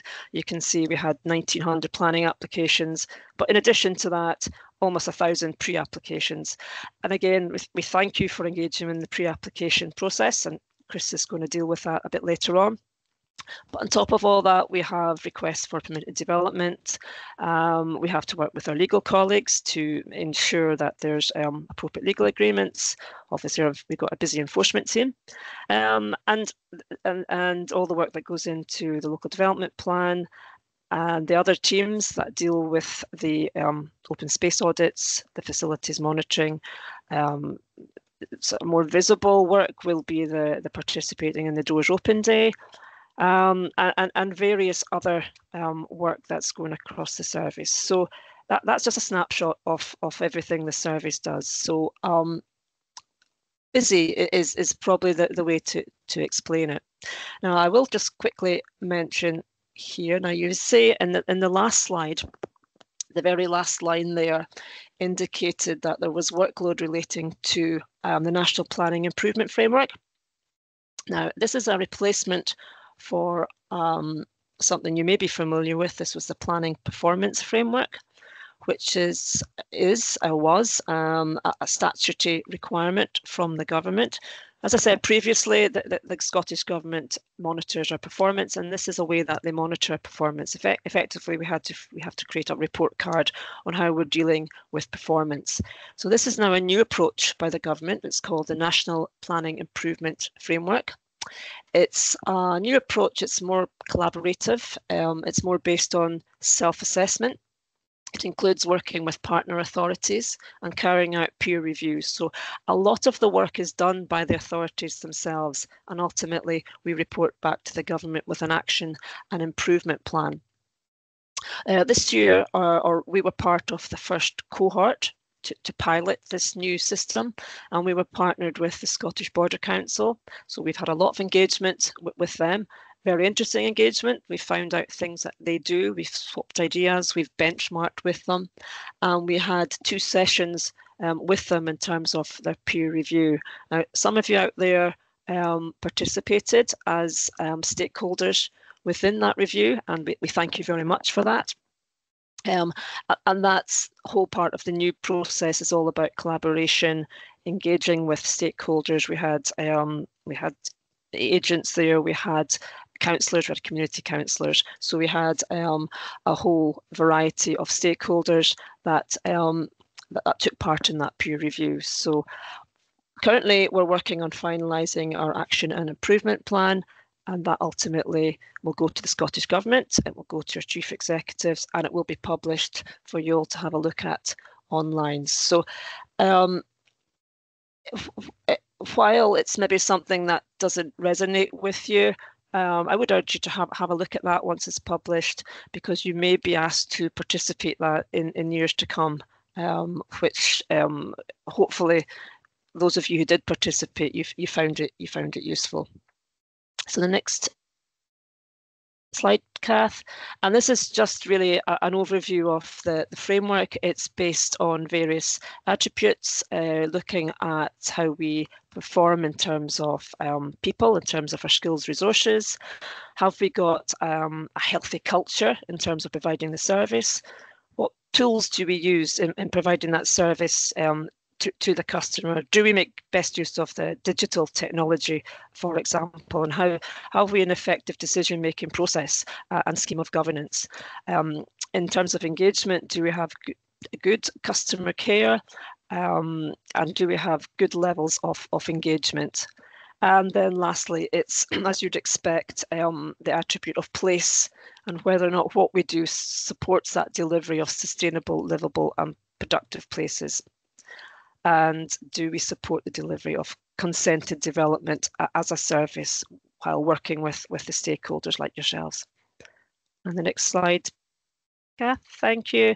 And that's basically the principles of the framework itself. And if you look at stage 4 there, that's what we're looking to publish or finalise our improvement and action plan, which will then be monitored throughout the year to see how we succeed in achieving what we've put forward for our own improvement actions.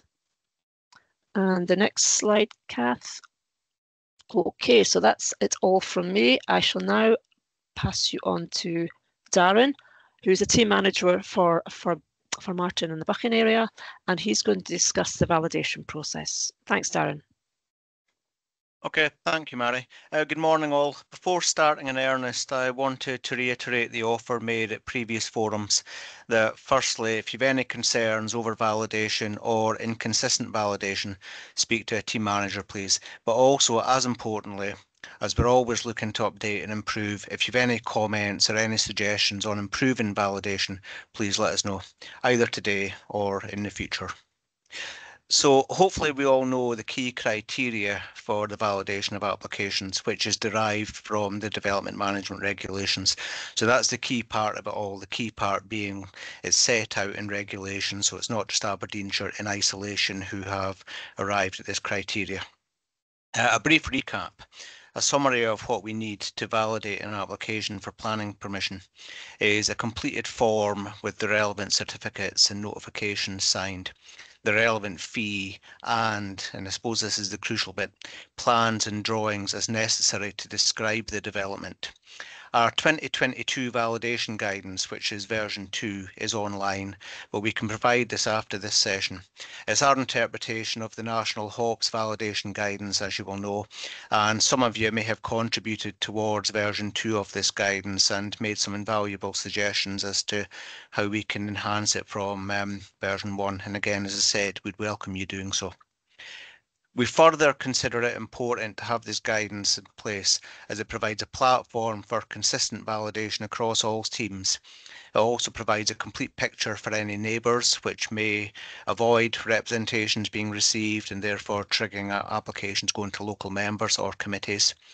And equally for consultees as well. It gives the consultees some consistency, and it gives them some confidence as to what's been put on their desk when we are asking for comments from them. Without going into detail, we've analysed the 1,900 applications that Mary referred to, which were validated in the last financial year. And we found the main reasons for applications being invalid on receipt to be probably the 4 key criteria being either no or an incorrect fee. Secondly, where elevations and plans don't marry up. Thirdly, the lack of cross sections or levels which we need to assess the impact of developments on neighbouring sites, etc. And fourthly, where development proposed is beyond the red line of the planning application site. So with that in mind, we'd like to reiterate earlier offers to work with you individually or in a small focus group to see how we can make the validation experience a better and more efficient one, which logically at least ought to lead to faster decision making. We need to put it in the context, as I said previously, of the development management regulations, and we do have that framework to work within. But hopefully that's just been a very quick run through where we are with the validation, and happy to take any questions at the appropriate time and maybe some food for thought for you. So thank you for your time and look forward to those comments. So I think pass you on to Neil, I think it is now.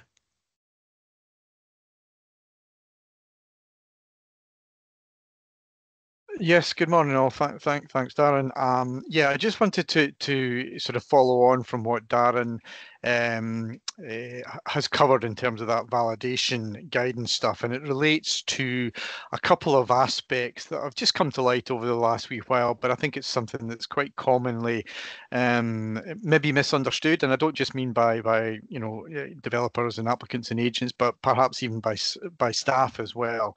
And it relates to timescales in relation to a proposal of application notices being valid and when they can be considered to be valid, and the implications of them not being valid within the timescales, if that makes sense. So you can find the guidance actually in the Planning Circular 3/2022 Development Management Procedures. As you'll maybe know, proposal of application notices are required for all major and national developments, and this sets out the statutory pre-application consultation between prospective applicants and communities. And there are certain criteria that you are required to undertake as part of that pre-application process. So that's publicity in the press, at least a couple of public events as a minimum, and consultation with community councils. As a reminder, you're unable to make an application earlier than the 12 weeks from the date of the proposal of application notice. So that's a critical time period. That 12-week is a minimum of the pre-application consultation process. But also, you cannot make your application any later than 18 months from the date of the proposal of application notice. And crucially, and this is the aspect that we kind of just wish to emphasize to you, is making an application means it needs to be valid within the 18 months, not just submitted. So that is something that it can become a bit of an issue, particularly where you're maybe getting close to the end of that 18-month period and an application has not been submitted. If it's not valid within that 18-month period, under the regulations, the planning authority is actually required to decline to determine the application and return the application to the applicant. So I suppose it's really just to emphasise on that particular aspect the importance of, if you find yourself in that situation where you're maybe beginning to approach the 18-month deadline, that you think early and that you try and get your application in well in advance of that 18-month period in the event that there may be some validation issues that need to be sorted out that can't be sorted out within a couple of days. So that's on the proposal of application notice. Can we have the next slide, please, Kath? Yeah, and similarly, I just wanted to emphasise that this issue is the same for repeat applications and in relation to fee exemptions.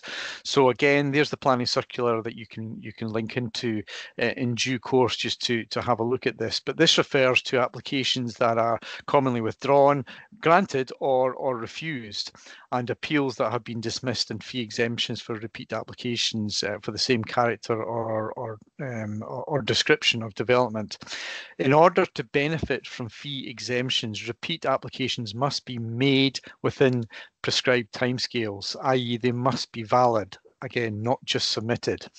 And so again, the emphasis and awareness is that, think early as far as these things are concerned, if you wish to benefit from the fee exemption. So if a previous application has been granted, refused, or the subject of an appeal within 12 months of the date of the previous decision, as long as your application is valid, you may benefit from a free go, as we call it. If the previous application application has been withdrawn, it's within 12 months of the lodging of the previous application. And again, it must be valid within those timescales. Otherwise, we would be legally bound to seek a fee and not be able to apply the fee exemptions. So it was just a couple of aspects that I think just collectively we all need to think about. We're advising our staff, reminding our staff of these regulations as well, and just something that hopefully you can take away and remember in terms of thinking early, and that it must be valid within these timescales. Thanks very much, Mary. That's me. Thank you, Neil. And good morning, everyone. Yeah, I've just been asked to give you a short update on the pre-application advice. There's a few things just to flag up to you all, which you might find of interest. In terms of charging, this is a question that we do get now and again, and around about pre-application advice, discretionary charging. We have introduced discretionary charging solely for large-scale energy schemes. That was introduced at the beginning of this year, and if anyone has had any involvement in that process, you have gone through that experience. There is information on the planning pre-application advice website, which gives you a breakdown of the service, which is primarily operated by the Strategic Development Delivery Team, and there's a breakdown of the costings there. Beyond large-scale energy schemes, at this point, there are no short-term plans to introduce any charging for any other categories of pre-application advice. That might be reviewed at some point next year, perhaps when we go out to survey. But at this time, just really to flag up that there are no intentions in the short term to introduce any charges for either household or local or the major pre-app inquiries. Can we get the next slide, please, Kath? Thank you. Freedom of information requests and environment information requests. These do tend to generate a high volume of work, both for the council and for our own service. I suppose here it was to just really to flag up how this impacts on pre-application inquiries. As you will all know, at the present time, we do not make pre-application inquiry files available on our website. We treat them as confidential, but under the terms of FOI and EIR regulations, they are subject to FOI and EIR requests. In terms of the process, when these types of inquiries come into the council, they are fed out to the service via our FOI team, and as a service we are asked to provide all of the information that is associated with the file, so all of the documentation, any internal discussions, any information and any assessments, and ultimately it's for the council's FOI team to assess that information against the FOI and the EIR legislation and determine what information can be made available, or alternatively what information can be held back as being treated as exempt. As a service, we will, where we have concerns about confidentiality, we will flag that up to the FOI team. And as we've set on that slide there are several exemption categories that we would have to identify.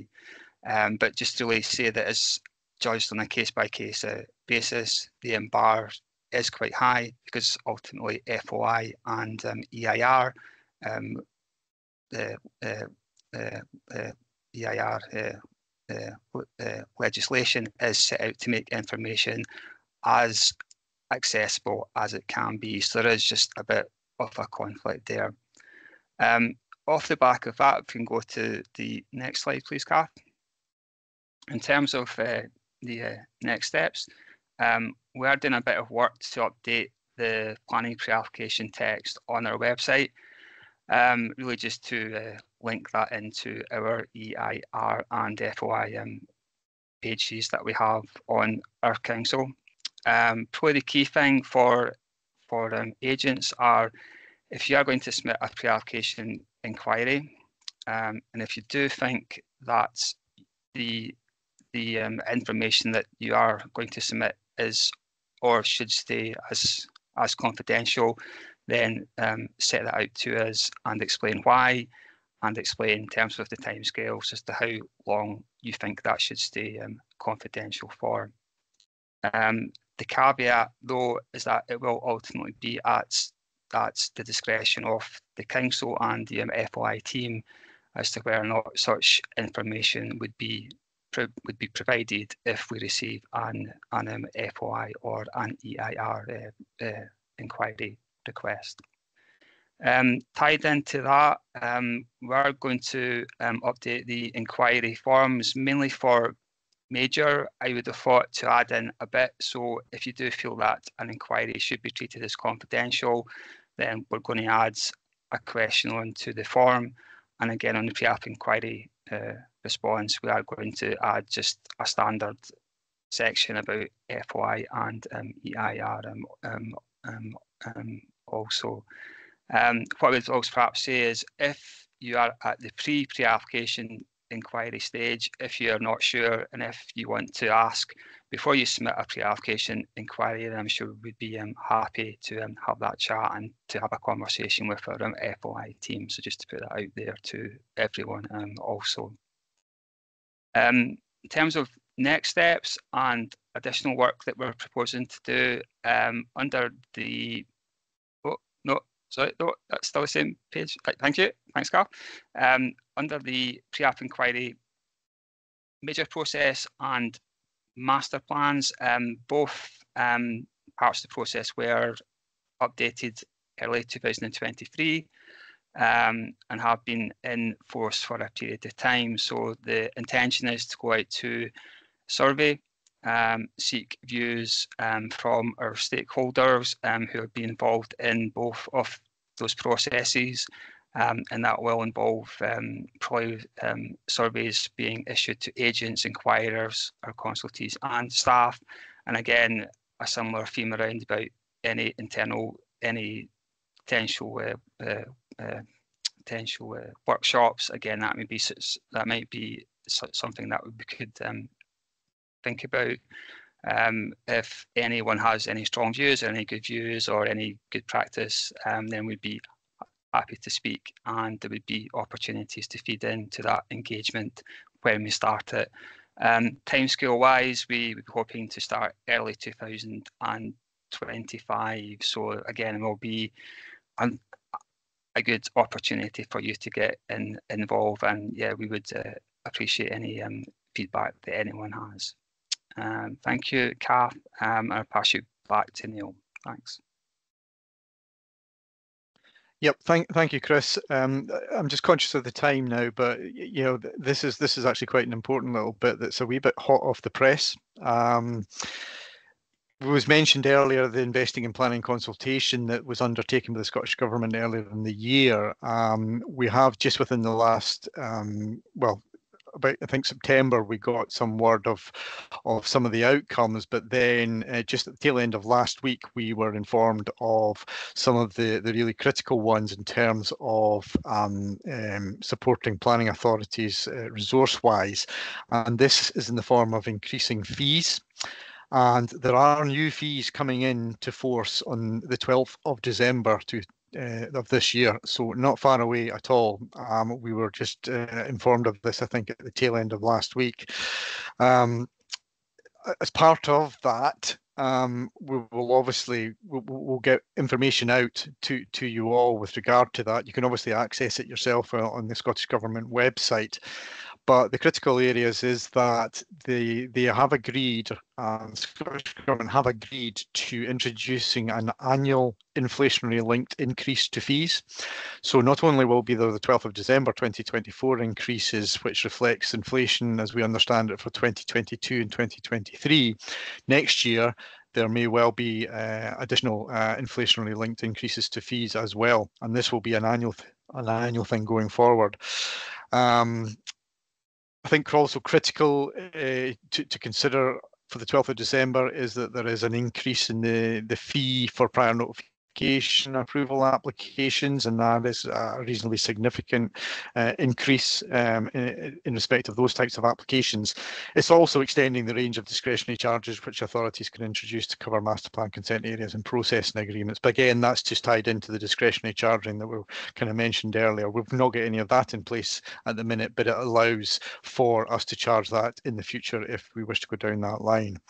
So I think the 12th of December is a critical date for you, and I think in terms of these increases in fees, it's keen for you to understand again that applications would need to be valid by the time that 12th of December date comes around. Otherwise, we'd be legally obliged to apply the increased fees for any applications affected. Finally, summer 2025. They are going to be introducing fees for appealing a refusal of planning permission determined by a local review body, and also by ones for the Scottish ministers. So this is new. Currently, there's no fees involved with that. So that is coming. We don't know exactly when, but it is coming.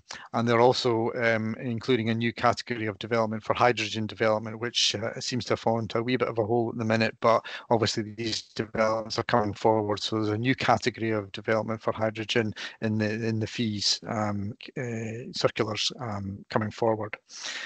Next slide, very quickly, Kath.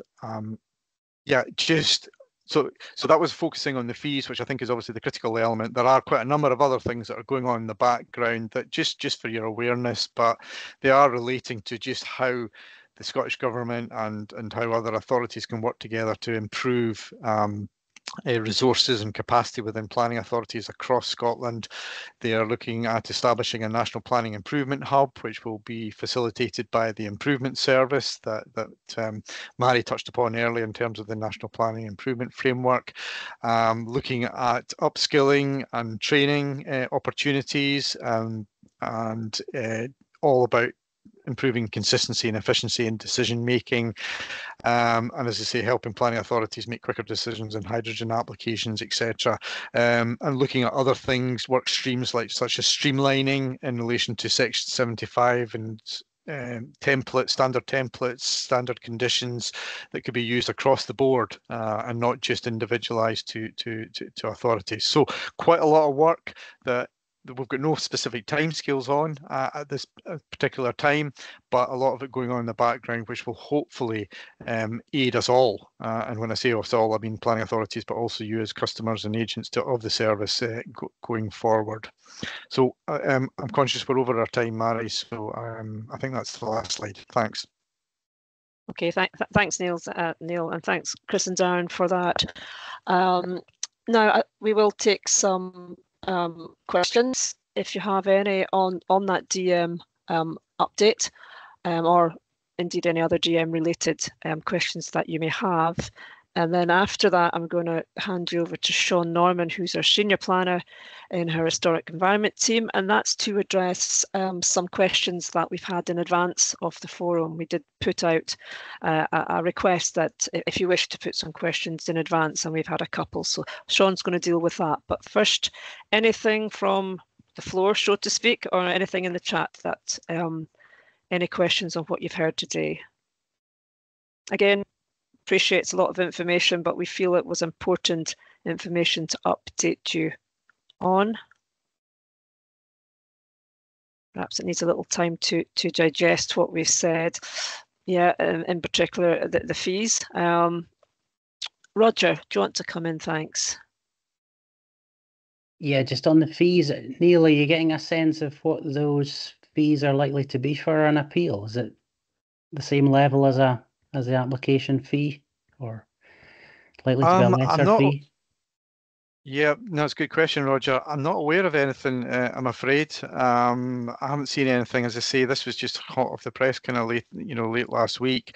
And what's been published is the uptake in fees for, just developments, planning applications rather than the appeals, because that's obviously going to come next year. But for instance, for fees, separating the appeals and the planning application, but planning applications. So for instance, for a house, I think it's going from 600 at the minute to 691, and for a householder application it's going from 300 to 346, I think, from recollection. That's just a flavour of what's coming in terms of the fees. Nothing, I'm afraid, as yet on the appeals. Roger, sorry. Yeah, that's no problem. Thanks. Okay, thanks, Roger. And I should add that as soon as we get that information, we'll put it on as an update to you all. And there is a link there to the fee table, which does give you an indication of the new fees that are coming in December, which does include quite an uplift on the prior notification type applications. So that's there, but we will keep you informed on that. Craig, sorry, I don't have your last name. Do you want to come in? Good morning, it's Craig Fivey from Baxter Design here. Hi, Craig. Just a quick question on the pre-app advice. We have a number of clients that obviously use the system, but we're also aware of there's a number of clients that almost use it as a hobby to fill out pre-application advice. As an example, we had a client that we were aware of had almost 15 pre-application advices over a prolonged period of time. Not through us, but we were aware of them.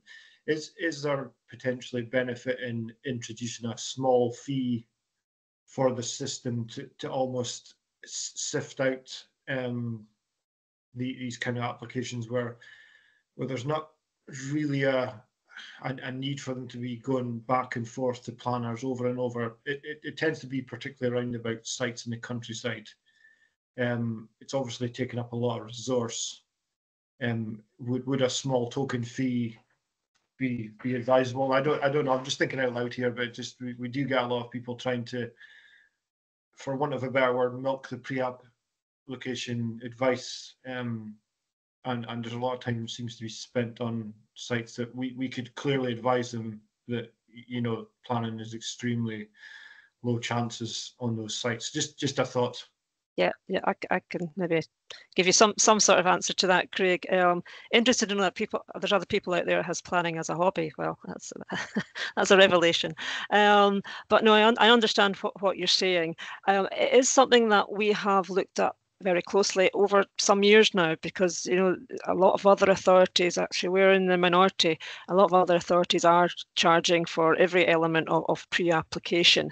I think it is something that will come.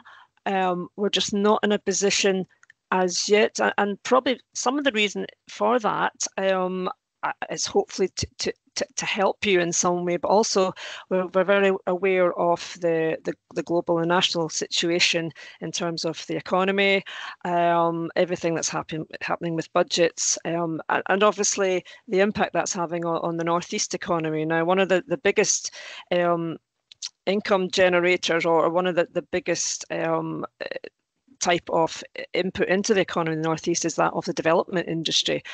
And we're very aware of all the additional charges that are coming out from the government, and everything else that's cost-wise that's going up and up. So we just felt at this particular moment of time that to add another layer of cost to you guys and to your clients maybe would not be that palatable at this particular time.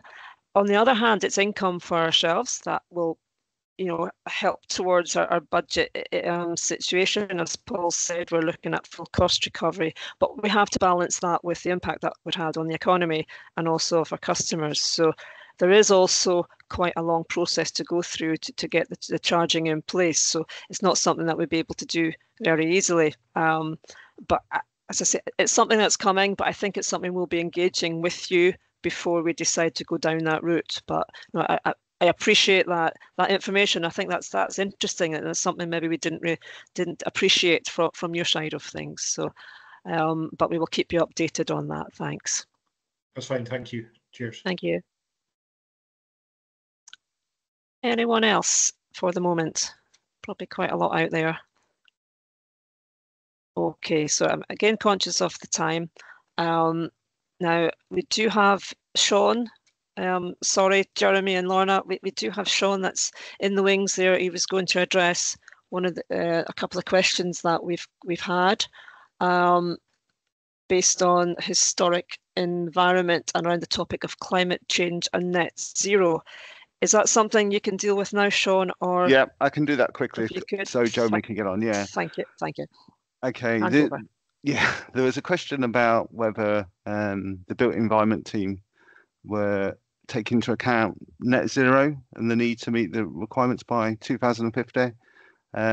Yes, we are, and it requires more than just double glazing, solar panels and other renewables. Clearly, technology is moving quite quickly, but what we're finding, it needs a more all-encompassing solution. The introduction of suitable insulation. What I found, I've had 2 cases recently where in the case of Crim and Mogget, there was a gate lodge which there was a clear problem with mold and high moisture content, and this was down to the person using inappropriate insulation. We managed to address the problem by introducing sheep's wool, and it seems to be, fingers crossed, working. We also had a problem with somebody over insulating a property in Old Meldrum, and it was causing the roof trusses to degrade quite significantly. So we had a look, and now they've introduced some boarding, which seems to be working in that respect.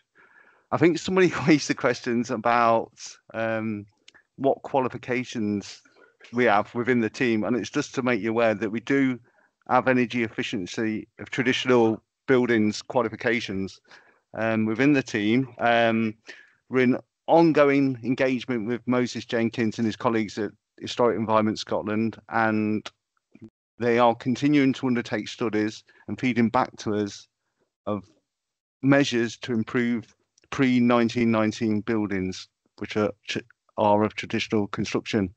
I understand from Moses they are in the process of issuing a new managing change guidance and technical notes to assist members. So if you go on their website, that should soon be coming available. However, given the experiences I've had recently with some of the buildings, it would be welcome. I would welcome feedback from any of you in terms of successes and failures, so we can actually share the knowledge of the problems in terms of the fabric of traditional buildings suffering as a consequence of inappropriate interventions and modern insulation not being appropriate to the well-being of the building. The second question was in terms of consistency of advice across the built environment. It's just to let you know that we do have regular casework meetings between all the administrative areas of Aberdeenshire. We also have regular meetings. I've got one this afternoon with Historic Environment Scotland just to ensure consistency across the board. And also we have regular meetings with other local authorities. Just last week we had one.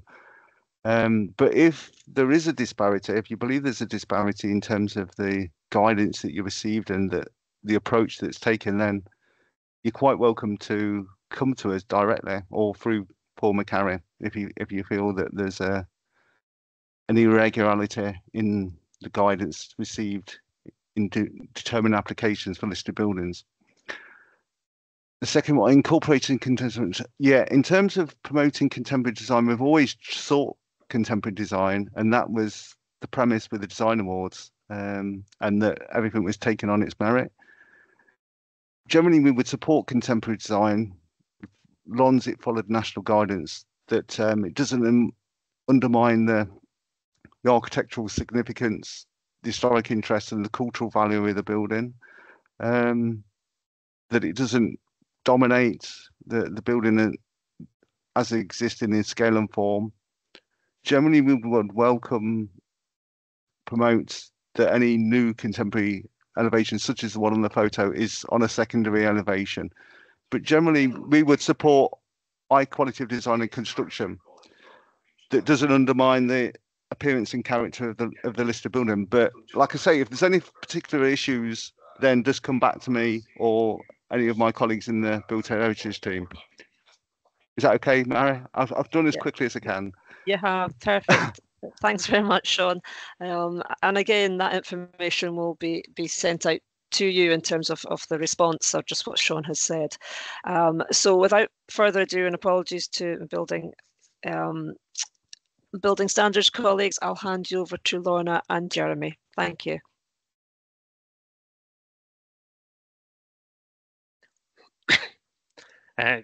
Good afternoon. Good morning.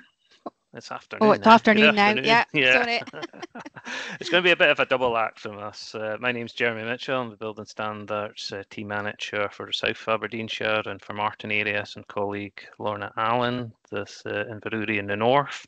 So we're just going to share the slides back and forward as we go through it. We've got various updates this afternoon for you. Kath, can do that. So we'll cover staffing, our performance, and we'll look at a bit of remote inspections. We've got a new thing, customer briefing notes, which we've put out, some technical updates, procedural updates, and then what you're probably interested in, some future changes and updates. And of course, there's an opportunity for questions and answers as well. So I think I'll start off with the staffing.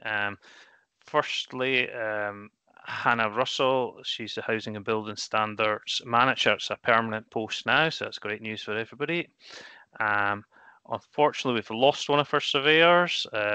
Emma Emsley has moved to the new Building Standards, the National Hub. So it was a well-liked, well-respected and very knowledgeable surveyor we've lost from the MAR team. So we are a little bit short of staff in MAR. So to help out K&M team, Graham McIntosh and Caroline Hall will also cover queries for the MAR area, so there's plenty of cover and contacts there. There's a slight change to hours. Jill Binney and Lewis Petrie, both part-time again, just to get more cover, more days that are available for taking queries, etc. The rest is pretty much the same, so all our new people from last year have gained more experience. So that's good. There's not much changes there. Next slide. Performance wise, we're still hitting our targets for current year. So that is when we get an application in, we've got 20 working days to assess that and put out a full technical response to it. And the target's to try and do 95% within that time, which we have achieved. And then when you return your plans to us, it's 10 working days to get the building warrant approved. That one we sometimes struggle on, just depends on how much information come in. And it's going to be quite challenging with a member of staff short. If we've got holidays or somebody's off ill. So overall, we're still hitting our targets, but there might be one or two individual cases where we do struggle a little bit on that, but we're trying our best, and we are swapping warrants between areas to try and maintain that performance. So far, so good. We just have to keep it going. It's going to be a bit challenging. It just depends how many warrants we get in and when the returns come in. Next slide.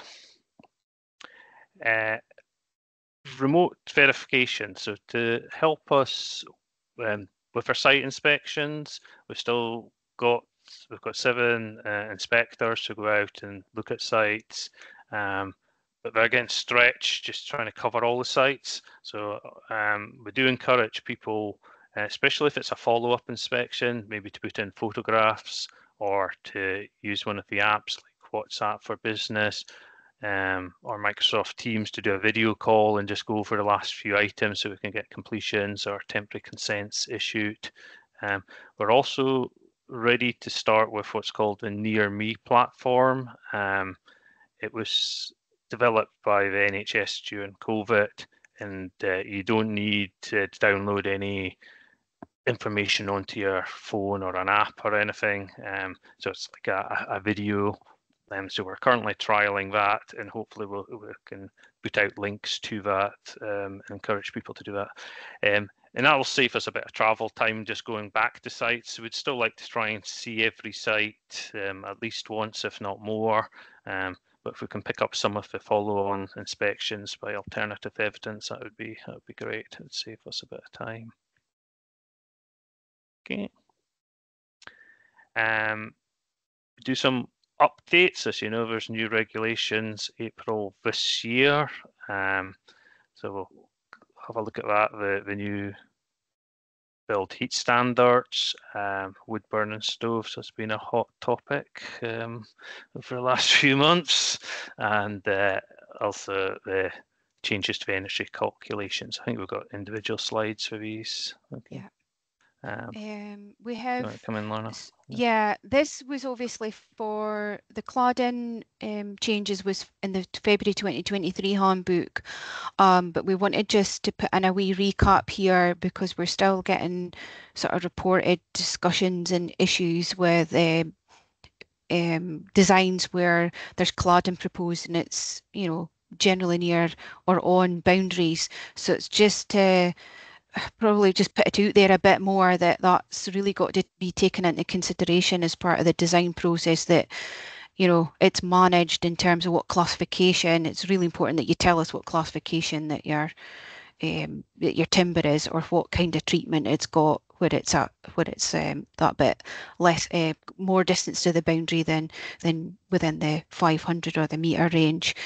And for the classifications as well, I think we haven't gotten a slide on the D to F, but if there's any queries that come out from surveyors asking you what your classification of timber is, there's a focus on making sure that that's all completely compliant, because it's following off of the back of the Grenfell inquiry, but going into the domestic type situations and that as well now. So that is just not going to be going away anytime soon. There's no proposed changes to this further, I don't think, but it was just, we thought it was important to just pick up this one again, just because with the volume of queries that we seem to be getting around that particular set of regulations. Next slide, please. We have, this has been pretty much a hot topic for everybody, including ourselves. A little bit of background to this is that when the new build heat standard came into force in the 1st of April 2024, which was banning the use of combustion and fossil fuel boilers for new dwellings, there was changes made to secondary type heating systems, which affected the use of anybody in a new dwelling wanting to propose to put in a wood burning stove type device. So that actually didn't sit well with quite a few local authorities, and I would say mostly the rural type local authorities such as ourselves, where we have, you know, big towns and big populations, but we're mostly a rural local authority. We had the chance to directly engage with the Building Standards Division on this, along with other handful of rural local authorities, and I'm really pleased to report that due to that engagement, that decision on the secondary type devices is in the process of getting overturned. A direction's been issued on the 19th of September, which is now allowing you to install a stove in a new dwelling. And following up from that, there's been recent further meetings where they're now just looking at finalising the text that's going to go into the updated technical handbooks, which will come out, because it's important to note that the direction is not legislation, so that's just a stopgap until they get it put back into legislation. So just through the grapevine, and this is not set in stone, that there's discussion around the new set of revised technical handbooks will possibly come out in January 2025, and that will include revised text around the new build heat standard and the use of secondary type devices. I think there's still discussion on whether they'll change the word secondary to make it more easier to read through the text. And we have asked for them to make sure that they clarify that wood burn stoves are specifically mentioned. There's a lot of, I was going to say, there was a lot of text around peat and other type devices, and we were like, if you can just make it very clear that wood burning stoves are allowed, then I think that, generally speaking, kind of covers the large volume of queries that we got after this kind of came out. So we're really pleased that that has, you know, the direct discussion has helped form that decision. Okay, thank you. Next slide. We have a few different, I was going to say these slides are done. I think these slides are in order of what I have on my screen, so apologies. We have some procedural changes and updates for you, just some basic things to let you know about. I think you will all be aware of this, but we moved to a new set of WeTransfer, which is a licensed version, so that there's a much longer time period for picking up approvals once your building warrant or your completion's been issued for you picking up stuff at your end. That also helps us in terms of when we have our consultations, the fire service, that same system is used for the fire service. So we're no longer getting queries from them saying that they haven't picked up the drawings in time for the consultations now, which should help everybody involved and not double handling. We have introduced a structural calculations checklist, which we'll have a slide on further down the list just to go into a bit more detail. And in terms of national procedural updates, the increase in building warrant fees for year one from the Scottish Government was implemented on the 1st of April. So you will all be, we're now in November, so at the beginning of November, so you're all now well aware of the uplift in those fees. That is over a 3-year period. We will touch on that in a wee bit further down the slides as well. And the extension to the period of validity of building warrant is now a national policy as well. Next slide, please. Okay, the structural calculation checklist we introduced earlier on this year, and that was in collaboration with our consultant structural engineer. We have found that since implementing this checklist, there has been a much lower volume in queries going back and forth between yourselves as agents, the customers, and our consultant engineer. So that checklist is just setting a baseline of what should be submitted in terms if you're not going to submit an SER design certificate, what's required as a basic for basic checking, so that we can make sure that compliance is achieved. That is live on our website. We are looking to do a slight revision on that checklist in the new year, hopefully, which will just make it a wee bit more simpler to read rather than the actual technical content in that. Okay, next slide, please. And we're now on to the increase in building warrant fees. Jeremy, will I pass that back to yourself, if that's okay? Yeah, this is just a recap of the fees that were introduced on the 1st of April. So the main ones there was a building warrant application went from 150, a minimum fee was 150 up to 200, an amendment went from 100 to 150. So it's still with the Scottish Government on the exact amounts for next year, but we're looking at increasing this again. It might not be as much as this first increase. It could just be a 5 or a 10%, but we'll see the fees change, which does make it a little bit tricky sometimes when you're trying to work it out with so many changes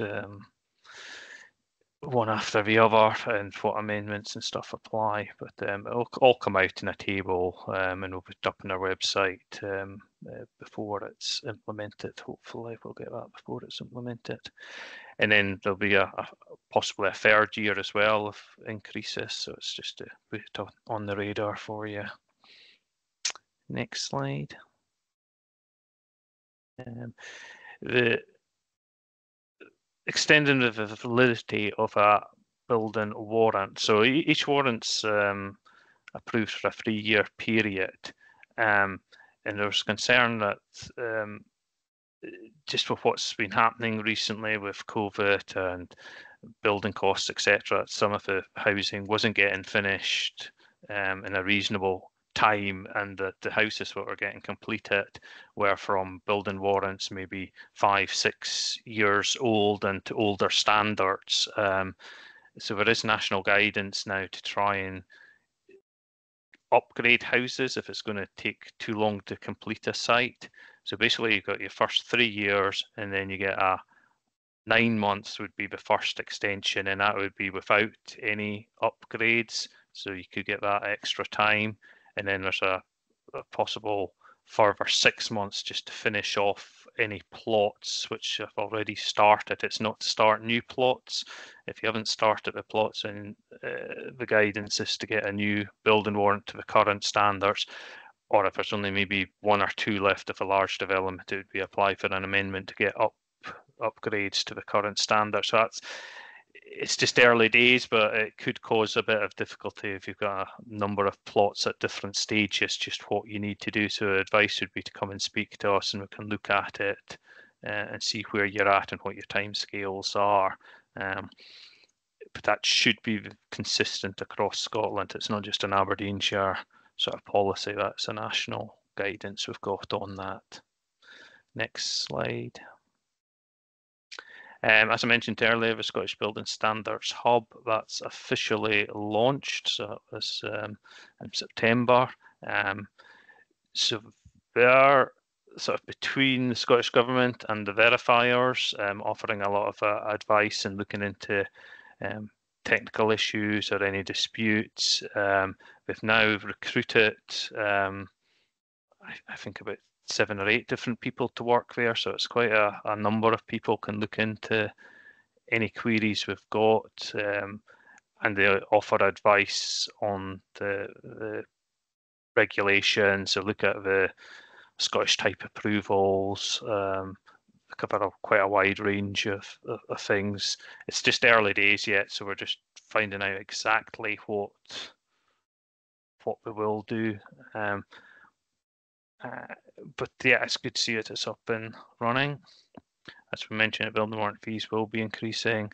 There's also consultations which we've been involved with. So high risk buildings, the need for having a compliance plan manager, that's been out to consultation. So a compliance plans manager would be somebody who would be looking at all the paperwork and coordinating site inspections and collecting evidence that various aspects of a warrant has been built in accordance with what has been said. So it should make our jobs a little bit easier, but we'll see how it goes. It's not every building, and the categories of high risk buildings, there is guidance on that. It could still be a year or 2 away before it becomes sort of compulsory that you have to have a compliance plan manager. There's also a consultation just recently, the first part of it, on the equivalent to passive house standards in Scotland. So this is again a proper look at energy and just where we're going with it, and what it means for new houses, etc. But it's early days on that, but it's worth having a look at both of these consultations, because that's probably a year to 2 years time before we see them coming through into the building regulations. The 2 big bits of work there. Yeah, they're quite heavy hitting ones. I think the equivalent passive house standard was also looking at possibly changing the type of energy calculations for new dwellings as well, which could have a knock-on effect on the industries in general. I think we're on a question slide, but I think we'd missed a slide earlier, which is why I had a little bit of confusion. We've missed a slide on customer briefing notes. So we wanted to let you know that we do have a customer briefing note section set up within our website now, which should be very similar to what the planning service have had for some time. So we're a wee bit behind in setting that up, but really pleased to note that we now have that up and running. We issued a briefing note around the July-August period for notifying you on the structural checklist, and then one in September around dangerous buildings. Now, we're dangerous buildings one, I'm aware that as agents, you're not the ones that are reporting these types of things to us, but just for a wider general awareness that we have a non-verification role as well as a verification role as mandatory statutory duties to perform. That is a very heavy resource intensive part of our job role that you might not be very well aware of. But yeah, so it was just for awareness, and if you've got any customers thinking about, looking into these types of things, then we've got that briefing note there. We've also got full details on the building standards section of our website as well. I think that's us on questions now. I see there is a question in the chat about the new building standards hub. My understanding at the moment, it's verifiers who'll be putting queries going there. But the last time I spoke, it's Alan Macaulay who's sort of heading it up, that they will be putting out a general email box for the hub, so you could put queries directly to them. So if you're looking at alternative guidance or something or whatever it is, yeah, you'd be able to contact them. It's only September since it officially got sort of launched, so yeah, hopefully you will be able to contact them directly as well. They're independent of the verifier, so it's they are on their own, if you like. Yeah. Any more questions?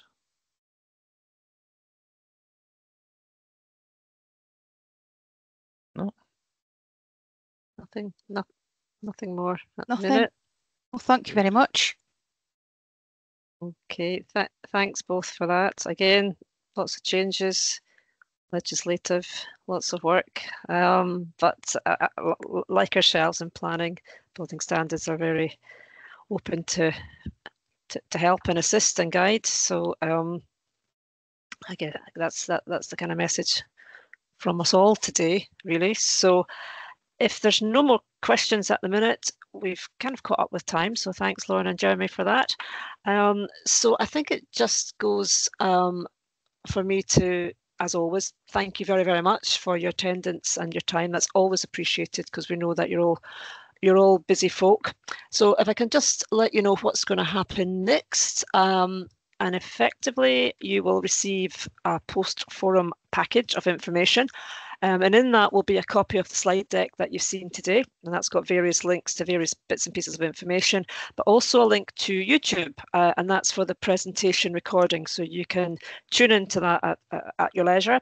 And we'll also probably include a quick survey. So really just looking for your feedback to include your thoughts on the forum today.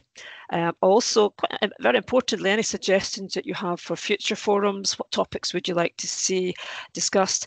Any comments on the format? Are you quite happy with it still being all virtual or hybrid or face-to-face, or what works for you? How do you think it goes digitally? Will be interesting to hear any thoughts there. Also, that's, as has been suggested throughout today, any appetite out there for sort of workshop type sessions with you, with ourselves as the planners, or indeed with the building standards teams. Again, that was suggested in terms of what Eleanor and Judith were saying. They're looking for input, for some help and discussion on their biodiversity guidance that they're looking to create. So anything around that you think would be a good suggestion for more engagement, more collaboration, we're very happy to look at that. And also any further questions that dawns on you after you've switched off your laptop today that, oh gosh, I should have asked that, or indeed after you've seen the package of information, we'll give you a contact to send any further questions to. So as I've indicated, and I think Lorna and Jeremy have just said that, we'll be issuing further agents briefing with any updates on future legislation or any new processes, etc., and particularly with updates on further fee information from both services. So it just remains for me to close today's forum, and again, thank you all very much for your attendance and wish you all a good rest of your day. So thank you very much, folks.